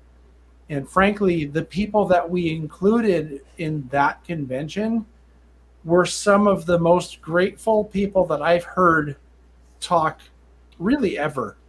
They were so happy to be there and so glad that they were able to attend. And so many of them said, there's no way I could make it to an in-person convention. This is like a godsend for me. Thank you so much. Kind of, that was the feeling of it. So if you can do both, and you can, why not do it? That's my point. One thing I'd like to just jump in here, John, is, timing being what it was. I mean, the decision to go virtual was, 6 months? Not even by the time we finally got the contracts for the hotel. And, all of a sudden we're working with an entirely with a different convention organizing committee. And there were a lot of things that we were thinking about just because we were so up to our ears in issues to solve that we couldn't quite think about everything and get execution on it. More vendors, reaching out to youth, reaching out to men and women, being in this virtual space, promoting ourselves, trying to do the best that we could. And by the way, thank you to all of those people who were in that virtual space who did help us, because they really did a lot to get the word out for us. But what do we know, or what did a bunch of us know about that virtual world and how effective that would be in bringing people in. I think it pushed our registration numbers beyond our most optimistic expectations. I mean, maybe there's some people that would have thought that we had a better chance, but it was no surprise to me that we had a flood of last minute registrations at all. And I have a neighbor in town who said, yeah, I didn't register until like the day before because I knew I didn't need to do that. Yeah, that was another learning, which is in physical conventions, people have to commit to the convention when they book an airplane ticket, when they book a hotel, when they book a rental car, and they're going to buy the convention pass at that point because they're committed and they just get it out of the way and it's done. And that way I get all the stuff and life's good. A virtual convention, unless there's some incentive or some motivation to purchase early, nobody's going to purchase until the day before. We processed 200 registrations between Saturday evening and the beginning of or Sunday morning and the beginning of the convention on Tuesday. We had 200 registrations we processed during that time. So yeah, it's a major loaded when you do a virtual convention. You need to figure out how to make that a little bit better process. Yeah, well, having a little more time to get organized, that's definitely number one. And the other thing is we didn't have a flexible platform to build on. So, I've done a lot of other physical conventions in the past, and most conventions have a thing where if you sign up by a certain date, you get a discount, and that's that encouragement for early registration and that. And we just didn't have the capability to try to put those things in place effectively and manage them. And so, I think if you start a year ahead, then it would be a lot better. You could plan those things in and make sure the technology was there to support it, so you could have different registration levels and know that was okay. It's just, again, those are the learnings of, and time heals a lot of problems between us. Yeah, Zardo Zaf, is that how you pronounce it? Raise the question. That's Dave Gibbons. Oh, Dave, by the way, yes, Saturday is good because I don't seem to be able to communicate with you in text here. It seems like I can only communicate to the panel. So yes, Saturday is good. You got an email from me. Cool. Yeah. So, but I mean, and it's Dave Gibbons. Very good. And thank you, Dave, for, just your incredible work and inspiration and leadership, from the trenches, during the convention. Absolutely. A little bit more time, using some of these newer platforms. I've been alluding to, Phil's referenced a couple. These things are going to be available. We're going to be able to afford to use them. They will definitely make for a better experience. With time, we can do the appropriate upfront promotions. We can do a much better job on organizing with the vendors, for example. That was an area which, as one of the vendors who knew about it and got in, it was great for me. But, frankly, there's probably 30 people who could have really benefited from this, and their customers would have loved to have seen them. I had a great experience. I have to say that I have been getting comments from my customers for the last week saying it was so great to see that. They couldn't have possibly attended any other way. So good to meet you. So great to have the opportunity to discuss, their future product requirements with me. And I know some of the other vendors had that experience. Another thing I would just reach out talking about breakouts is John, I'm sorry. Every time I try to access screen sharing, it dumps me. So let me make a few points and we'll see if we can come back to that some other time. Special interest groups. Sydney did a superb job of trying to seed the breakout rooms with pretty much every prototype you might be interested in several general topics. And in many cases, people self-selected and we had great sessions. But I did have a number of people ask me, well, what about this SIG and what about that SIG? I'm kind of the SIG guy in the sense that I'm the NMRA SIG program coordinator.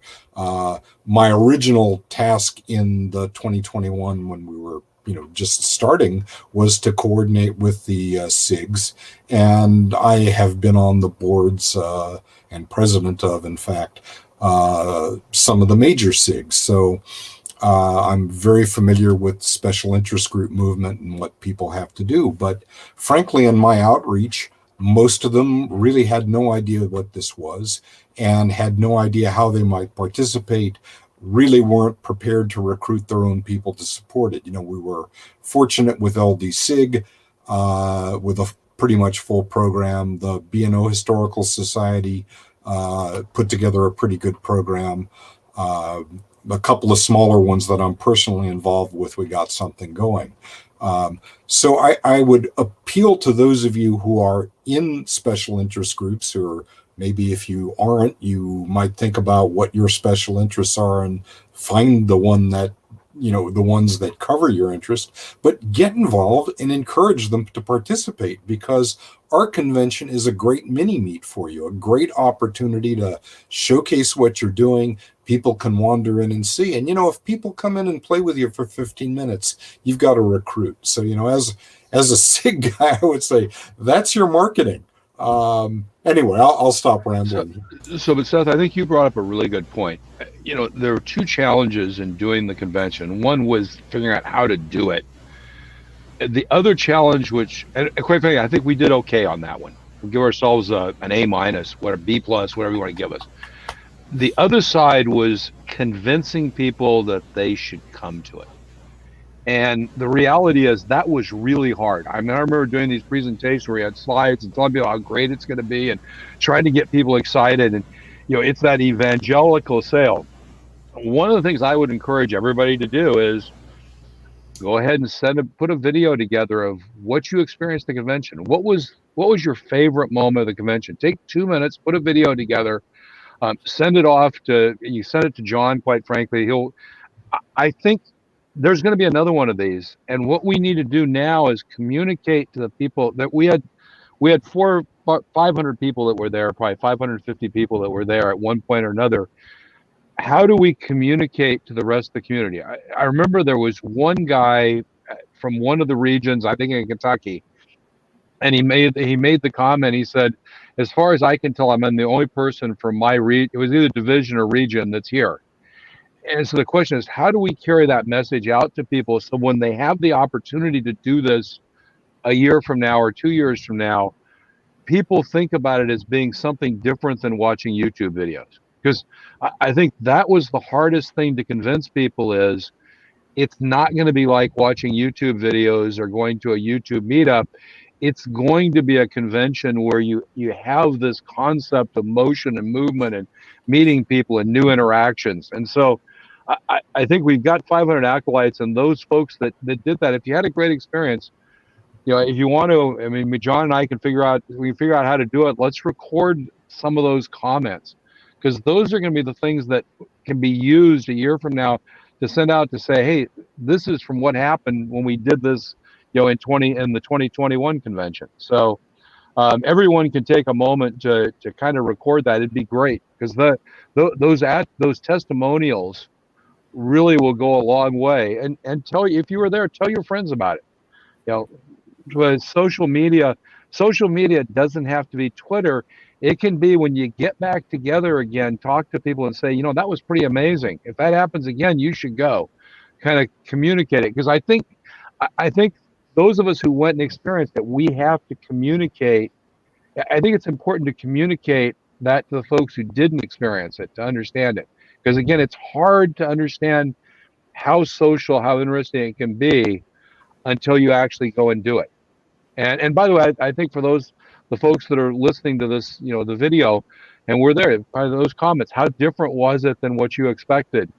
And what was the thing that excited you most? What was your favorite moment of the convention that was enabled by socialization? Those are the kind of stories we need to capture, because the technology, we can talk about it a lot, but it's the experience that matters. Anyway, enough said. Something that you brought up, both of you, Seth and Phil, is for those planning to do one of these events in the future, don't get caught behind the 8 ball like we did. That was not our choice. It just happened. But start getting the word out as early as you can. That's really important. I mean, any event, publicity is important. This is as much as anything else. Get the word out there. I know, talking with people yesterday, other volunteers from other parts of the North America, because it's both Canada and the East Coast of the U.S., there's a lot of resources out there that we were not aware of. And get the word out there. Get in touch with the people from the National Conventions Trade Show Department. Let them know, here's some resources that you can reach out to. You're helping the whole organization by getting that word out there. If there's some online media group that you apply to, or you saw these people at this trade show did a really good job, pass the word up to national, give them the tools to work with, because it's all going to come back for your benefit. Pam, you're correct, and we were talking about it during the convention, is that we have to get somebody from the committee assigned to writing that article, because I know Cynthia will take it in a heartbeat if it's well written. And that's something that the committee is thinking about. And I think that's very, very important, is a post-event review, getting out there for the public. People are going to say, well, darn, I wish I had gone, and that's wonderful. That's going to help going forward. And it's going to help, but even if you do it on a regional or divisional level, it's going to help, because they're going to say, well, maybe this online stuff is not just for techies. Maybe it's for people who actually are ignorant like me. And I meant that literally, ignorant like me, because I had no clue what I was getting into. So I'm going to speak for myself, because I have not historically attended a lot of nationals. But all I can say is this spoke to me. I could do this on my time. By the way, I'm still watching the videos and just really enjoying it. I always find the convention, from my limited experience, inspirational. And what I am taking away from this is I found inspiration in unexpected places. Some of the breakout rooms, casual conversations with people. And, I've got to get to work. I mean, I need to get out to the California garage, California basement there in the garage, and get to work on the layout. But I went to the YouTube breakout room, and maybe I'll take a minute clip or a 2-minute clip, and I'll send that away to some people, and I'm a lot less afraid to share something like that. That's really cool. And I want to thank you again, Cliff, apropos of nothing, but that putting together that amazing dispatchers panel. And I'm a serious operator, and I love to dispatch a big model railroad. And you had some of my heroes on that panel, and that was fantastic. I wasn't on the panel. What are you talking about? Some of my heroes. Oh, okay. Your invitation must be still on its way through the snail mail process, John. Sorry about that. Well, and again, Cliff, I think, someone made a comment that, I wouldn't go to a convention to watch a video in a clinic room. But what if it was 3 dispatchers that couldn't come to the convention and were brought together for that point? I mean, it's an interesting question about, the value proposition, because there are people who can't travel, and the layout tours. So, if you think about it, if you assume that a layout to be on a layout tour at an NMRA national convention has to be within 50 miles of a national convention site, what percentage of the layouts in the universe of layouts fall within those criteria? So what we've naturally done is we've discriminated against people being on a layout tour unless they happen to live in the right geography, the right distance. So, it's an interesting perspective. Now, I'm not saying how you do this, but it's an interesting thought process that there's so much out there. And the value of the layout tour here was you got a great video of the tour layout, but then you got to talk to the layout owner. And, we could make that could be even more social over time if you have more layouts, where it's a lot more kind of in the breakouts and very social discussion, and, even maybe a focus around their layout and a topic around, Seth might talk about his layout and be very focused on operations. So if you're interested, and so you kind of get those dialogues. So again, I think in the time we had, we did it a specific way. If you had a year to plan, you might be amazed at what you could do in a year. In a very interesting way.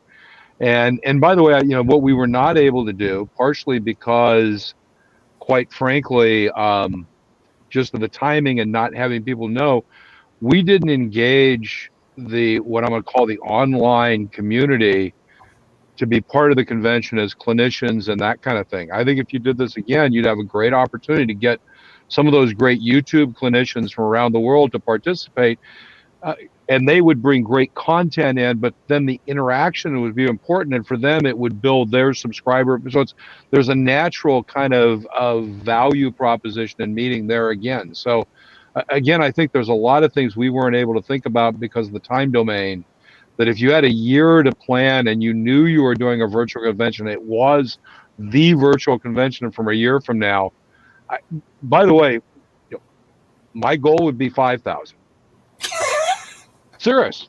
You guys told me we would make 500, and we did. I said it'd be 5,000. Because it is such a persuasive value proposition. $2,000, $50, no travel, no, regardless of COVID, I don't have to get on an airplane. And by the way, I still think there's a significant percentage of folks that just can't do it. Either they can't travel, they can't leave work, they can't whatever. So, I think there's a huge opportunity to grow participation in the NMRA. So anyway, enough said. Yeah, no, you're absolutely right, Phil. And we can experiment with some formats. We know of one group that instead of doing 5 days, you got the hood behind you. Yes, I got the hood right behind you. We can all see the hood there for doing clinic hoods there. That was just pointed out that this was part of getting ready to do more virtualized clinics and things. So Seth was already working on it with some other folks here from, to get ready for. Well, it was our own John Abedicola and Earl Gerbavon. So we have a wonderful scheme for doing hands-on. We had one that John identified that we could actually fold up and ship to a distant clinician. As it turned out, most of the people who wanted to do hands-on had already kind of figured it out on their own, which is great news. And I think just, brought the level of quality up for everyone. But, the real question is, how do you replicate that in a live convention? That to me is the issue. Anyway, I had some other thought, but it's blown away. Keep going. I had an idea about live conventions because Earl came up with that whole setup where he had a camera over a space and then the computer, and he could switch back and forth. So, sorry, this will be far into the people watching. Earl is one of our local members here, and he had a whole good guy. Yeah, he had a whole system devised where you had an HDMI splitter, and it would feed a projector and a camera right over his workspace, so that people in the back of the room could see on the overhead projector what the camera was seeing on the desk. It's a very cool setup. And here's the cool thing.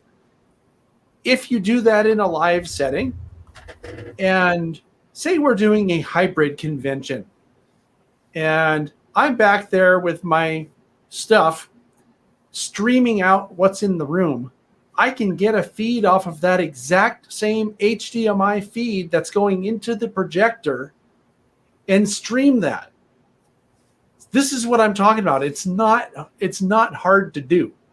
This is what I see a hybrid could look like. It would be in one room where all the clinicians have decided, yes, I'm okay with that if you want to stream because the clinicians own their own presentations. That's not owned by the convention. But if they're okay with it, we stream that to an audience of whoever signed up for the virtual convention. They watch that live as it happens. People in the room get to ask questions. The person operating the video rig or someone sitting next to them, I know someone who's very good at this, by the way, could be monitoring the comments on the video feed with questions. Actually, what you could do is in the room, you could have the step-up microphone, do that. But here's the interesting thought process. At the end of the hour, when the room is going to be occupied by the next clinic, the clinician gets up and goes over, and you've got a booth set up with a video system, and they join the clinic, goes on virtually with the people that are online to have an ongoing discussion with them. So if you're online, you don't ask questions in the clinic room and try to deal with that. That's just for people in the room. But if you're virtual, you can ask questions afterwards. I mean, there's, but I think, one of the things is I just really want us to be very careful. We were able to do this because we got the right group of people together. From the technology side, for the meeting stuff, from the production side, and we were able to get a group of volunteers together and went through it. If you haven't done that and you try to combine a virtual and a physical convention into a hybrid, it's going to be a huge amount of work for whoever takes it on the first time. And I think planning that is going to be a big challenge. And I think the idea of doing some separate may be actually good for a ways. Maybe the alternating years. I thought that idea of the alternating conventions was an interesting thought process. Well, here's a thought too, Phil.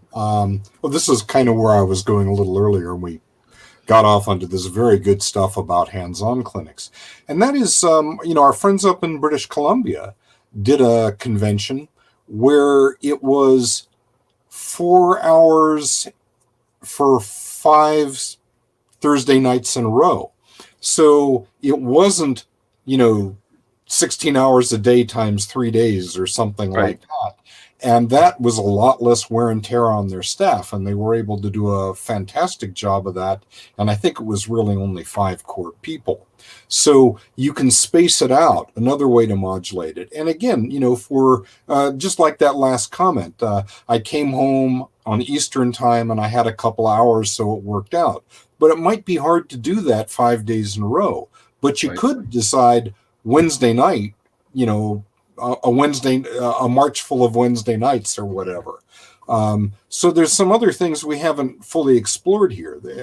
As I say, we could, do a clinic one evening, but we could do a series of clinics on a series of evenings. So lots of ways to do this that wouldn't be practical if everybody had to get on a plane and fly somewhere. Yeah, and by the same token, you could theoretically bring clinicians in from somewhere else and project it onto a screen for people, for a live audience to watch. Now, as far as I'm concerned, that seems a lot harder to me, because now you do have to try to deal with. You could do it, yeah.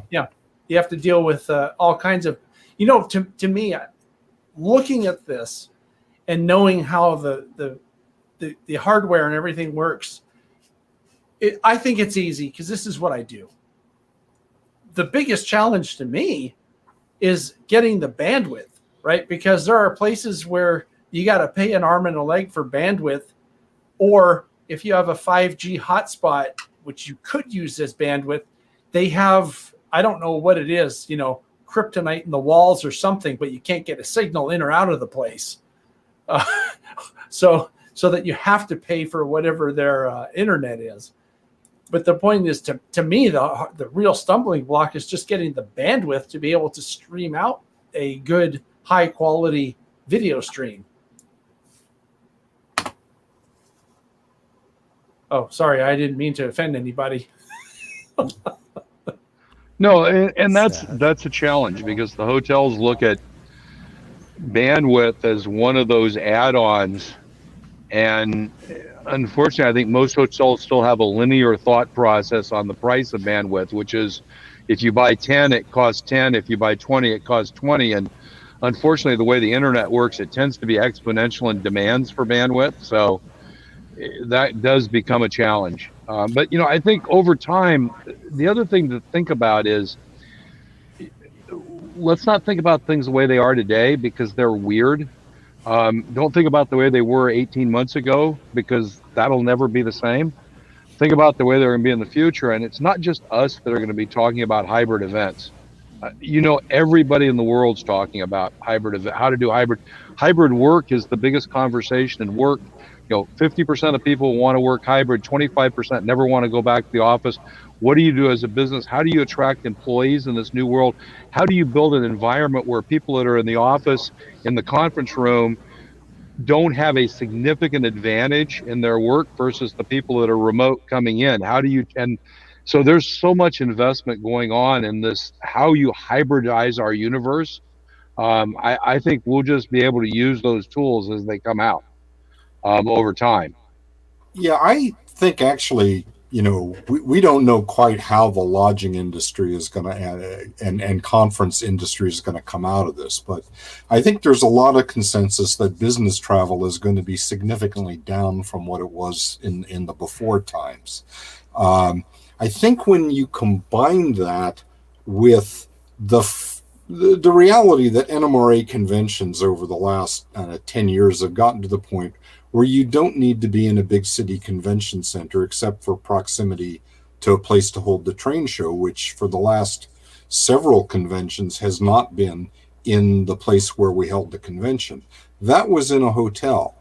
Now, when you get the convention self-contained within the hotel, while they certainly have some old school ideas about bandwidth in the end is another chip you can negotiate with the hotel. It's just like the food and beverage commitment. What's the rate you're going to offer the attendees for the hotel rooms? Did we include breakfast? Did we include internet in the rooms? All those things are there to play. Now, if you were committed to doing a convention in 2022 and you had to put it together, at the end of the pandemic, you probably didn't have an opportunity to negotiate that. And, that really puts some constraints on the good folks in St. Louis. But looking forward to 24 and 25, when we don't have committees committed, these are things that committees could look at, because we're going to be, I think, in smaller hotel-sized facilities, and this stuff is up in the air. But we need to decide that that's an important thing for us to do.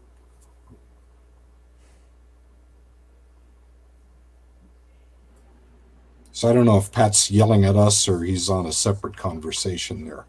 No, I keep muting him because there's a bunch of background noise coming through his microphone. Sorry, Pat. There's no coming there. Oh, you muted me. Okay. Sorry about that. No, I did it because it was affecting the audio quality. Not a problem. I appreciate that. One of the concerns about a hybrid convention is that if we're going to cut down on people attending in person, is that going to hurt the committees because they have room nights and, as Seth mentioned, food and beverage commitments, things like that, and that has to be considered. I'm not going to say I have an answer because I don't, but that's going to be part of the growing process. We're going to have to figure out how that works in. Okay, are we going to pay more for broadband? Are we going to, get a cut on a break on room nights? I don't know. The fact that we've pretty much moved away from having the train show at the convention hotel over the last several years, that's going to be something to look at. These are all things that I think people are going to have to deal with. I'm sure that the committee, the train show and convention committee at National is thinking about this because it's going to impact everybody going forward. And I think that's something we can't just ignore because it's not going to go away yet. Yeah, but with less business events, I think the convention sales groups are going to be more interested in people like us again. There was a time I can remember when they very much liked us because we were incremental business, and basically whatever we paid them, whatever it was, fell through to the bottom line. Then, we weren't as interesting as business groups that could afford to pay more. But we, the pendulum may be swinging in our direction. But that's remains to be seen. And, we need to think about our model. So, these are all valid points, Pat. I think our financial model will be evolving. And I think that what I have learned is that we are we have a degree of self-sufficiency, which I think is actually going to improve some of our bargaining position. Because, hey, how do we get in? Where are we going to go to find the bandwidth that we need? Maybe it won't be at a hotel. We'll go somewhere else. So, Seth, I wanted to make just one comment. You made the comment of business travel being down.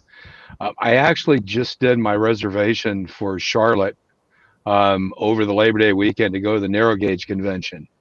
And, I do it on American, and they present you with a seat map of the seats that you can choose. And they're colored by the zone. So there's basically the free seats, then there are the added value seats, and there are different levels of added value seats.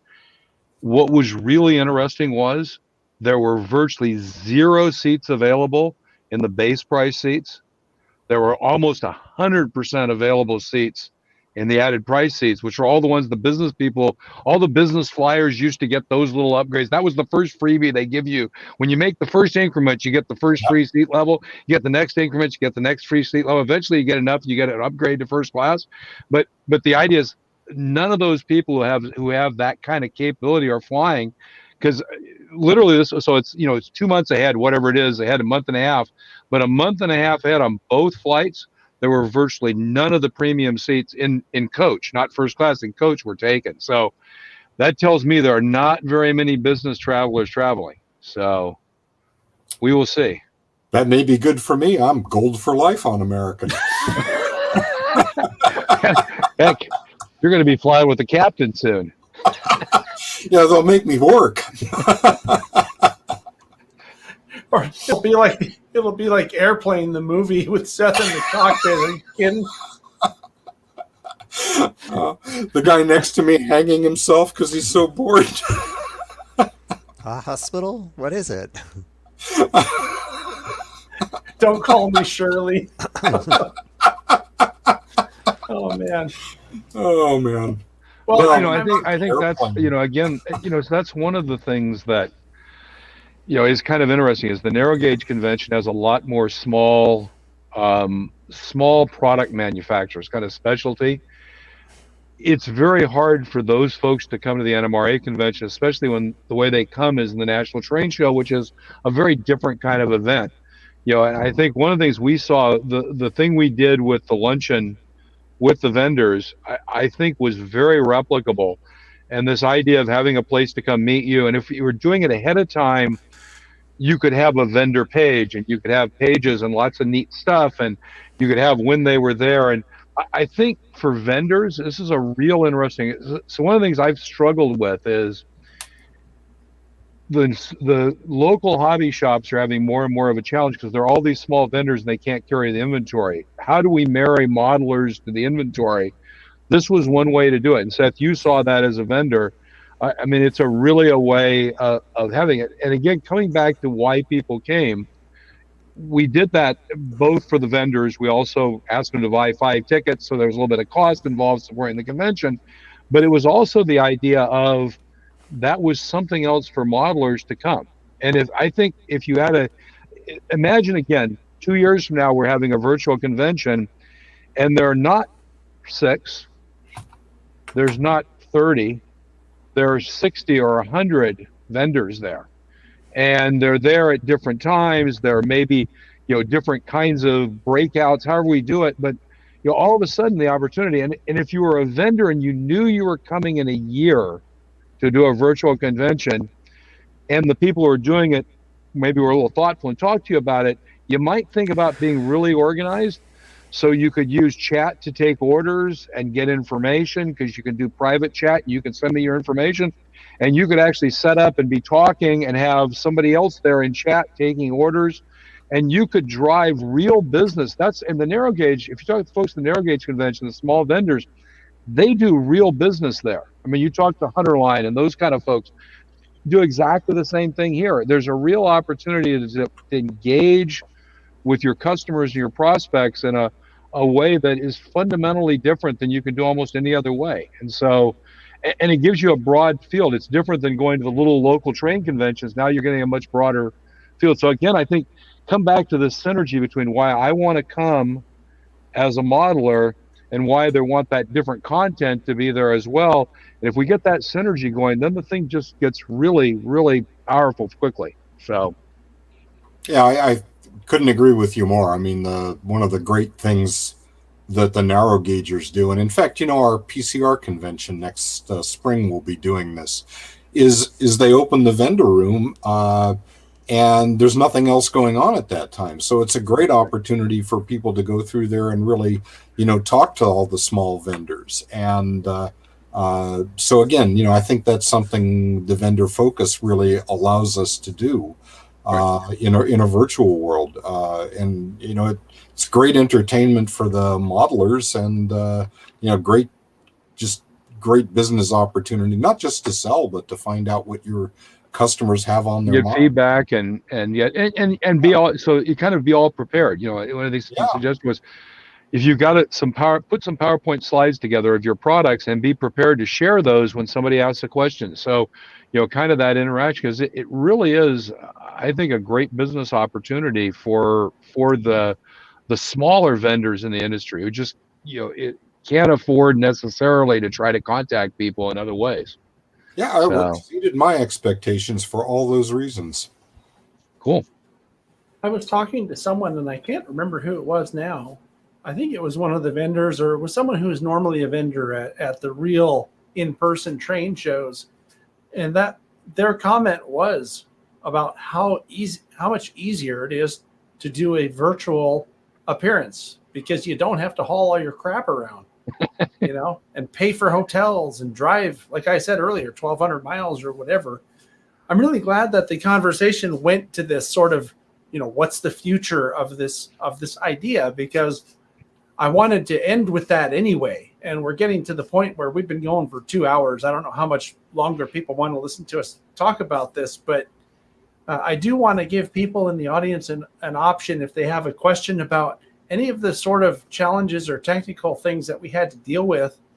At least I can hang around for a little while and answer that. But something I want to say to you guys about this whole thing is, we're still not done learning, because we're going to have the opportunity, thanks to Seth's friend, to do this focus group / survey type stuff. And I'd like to invite you guys back to talk about whatever we learn from the official feedback when we get it.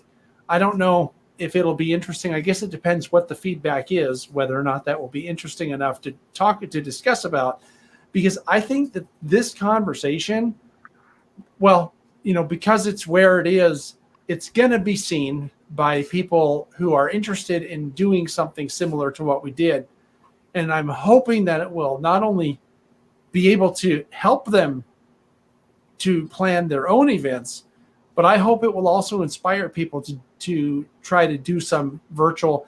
I think we're going to have to, because I don't remember who mentioned it early on. I think Gordy mentioned it, that the Delta variant is on the rise, and there are enough people still contracting this. Oh, sorry, I almost cussed. This horrible virus. It seems to me that we're not going to be out of the virtual woods for a while, and it behooves everybody to understand what the options are, and maybe learn from what we did, learn from our mistakes.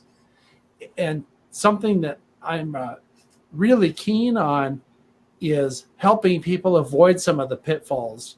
I think most people don't. We've alluded to it throughout this conversation, but I don't think most people realize how short of time we had to put this thing together.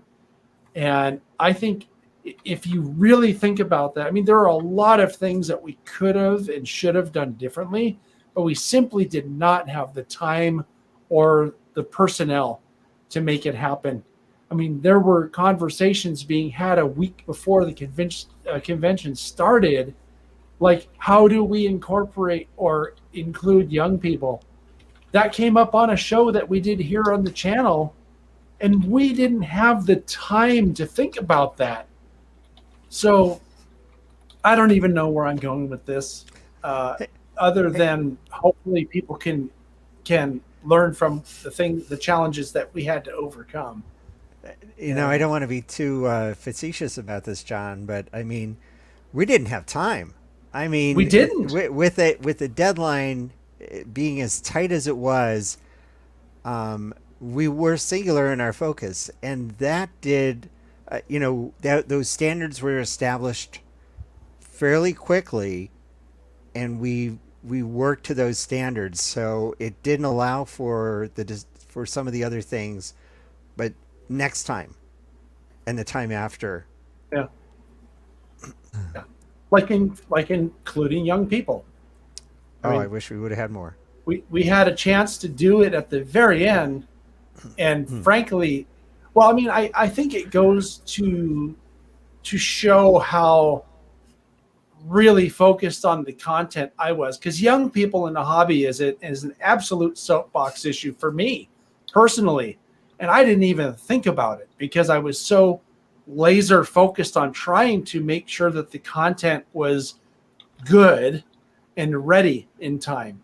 And it was a tremendous amount of work. I know I've complained about it enough to you guys on our meetings, but just to give an idea, though, to make the point of how little time we had, for me to not think about, trying to include young people is just totally an alien idea to me, completely out of the ordinary. So having time to plan for that, having time to plan for marketing decisions. Like, I remember some of our conversations, granted they were actually earlier on, but we just didn't have time to come up with the plan and the execution, was when Phil wanted to do a discount for early registrants. We should have done that. Shoulda, coulda, woulda done that. We just did not have the capacity to do it, whether it was through a shortage of volunteer hours or a shortage of time, just period. Same thing goes for the whole idea of the vendor focus. If we had had 6 months to do that, we would have had such a robust amount of vendor presence in the breakout rooms. And people loved the vendor presence. That was, some people I talked to, that was their favorite thing. It's like, this is so cool. I get to talk to this guy from Bachman and tell them what I would like to see. And they actually have to listen to me because we're face-to-face virtually, Another thing that was... But again, John, come back to that. That's a really good point. Trying to convince a vendor kind of through an email, which was all we had. We sent a couple of emails out. We sent some to some we know. The NMRA sent them out to the vendor partners, which other than Bachman, I don't know who else we got from that. It was hard to convince people this is something you want to participate in. I almost guarantee you next time around, it'll be a lot easier. Oh, sure. Because the vendors will be aware and know, oh, that's a great deal. I should go do that. So again, I think so. We tried and we found out it works. We weren't able to get the volume because of the time. Again, we invited every NMRA member who was 21 years or younger. We invited. I don't think we got very many to come, but we did it the week before. If we'd done that, and that, by the way, that was done as a scholarship. It had very little cost to add those additional people into the convention. We did it to start that engagement with young people because we all know that the biggest problem in the hobby is losing young people in those intermediate years when family and other pressures become significant. And hopefully the idea was to get more engaged at the national level to kind of keep them through the hobby. So that may be something else that's a really good component of future virtual conventions, is really trying to include younger modelers into it. And we had one modeler who was there who was just absolutely a crackerjack in terms of his interactions with folks. So very, very interesting, some of the young folks. Yeah. Here's something else, guys. We didn't even have a company store.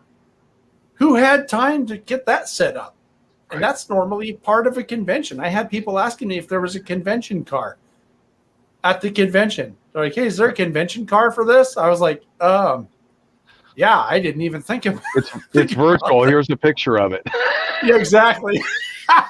Same thing with a shirt. We had a virtual shirt. Didn't you get one? Exactly. Yeah. It's in my virtual background. Yeah, exactly. So anyway, look, like I said, we've been going. I mean, does anybody else have anything you want to add to this? If you do, this is a time to get it in, because we should wrap this up. Also, my screen's getting all choppy. I don't know if I look. I don't know if my as we throw video. it back, why don't we just, guys, as we throw it back to John, let's all give John a hand and Sydney a hand for what they did for the convention, and we'll throw it back to you, John, and we'll just disappear. Yeah, we'll give Sydney a hand. It's you and Sydney, exactly. Right? No, Sydney only. No, she. I wanted her to be here today, but like I told you guys, she was dealing with an ill pet, and it wasn't me. So anyway, thank you guys for your time. I want to thank everybody for watching. Pat, do you have anything else to say? You look like you're ready to push. A quick thank you again to all of the attendees that are monitoring the show. Thank you for showing up. Something I mentioned earlier, in 25 years of working in the rock and roll business, we can put the worst act the best act in the world up on the stage with a poor audience. It sucks. You put a mediocre act up there with a great audience. It's an amazing show, and we had the best audience we could have asked for. It was an absolutely amazing show. You people out there who attended, you made it work. We just put it on stage. It's up to you to make it happen. I second that. I thought that we had some really awesome attendees, because there were some snafus at times, and everybody was so patient and so nice. I remember the Great Hall went down entirely once, and people just were right back in it as soon as it came back up. It's like, and nobody was pissed. I mean, that was pretty cool, Someone, I'm going to point out this last comment before we sign off on this thing. And here's somebody asking if anybody from St. Louis committee has. No one's reached out to me. I'm not even sure who's on the St. Louis committee, but seeing how COVID is going right now,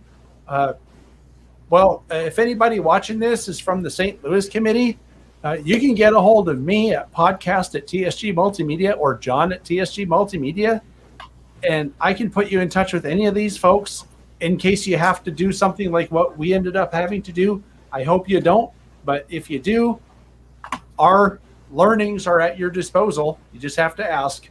Well, part of the answer for that is Bob Amsler is the chairman of that committee. He's the head of the convention and train show committee.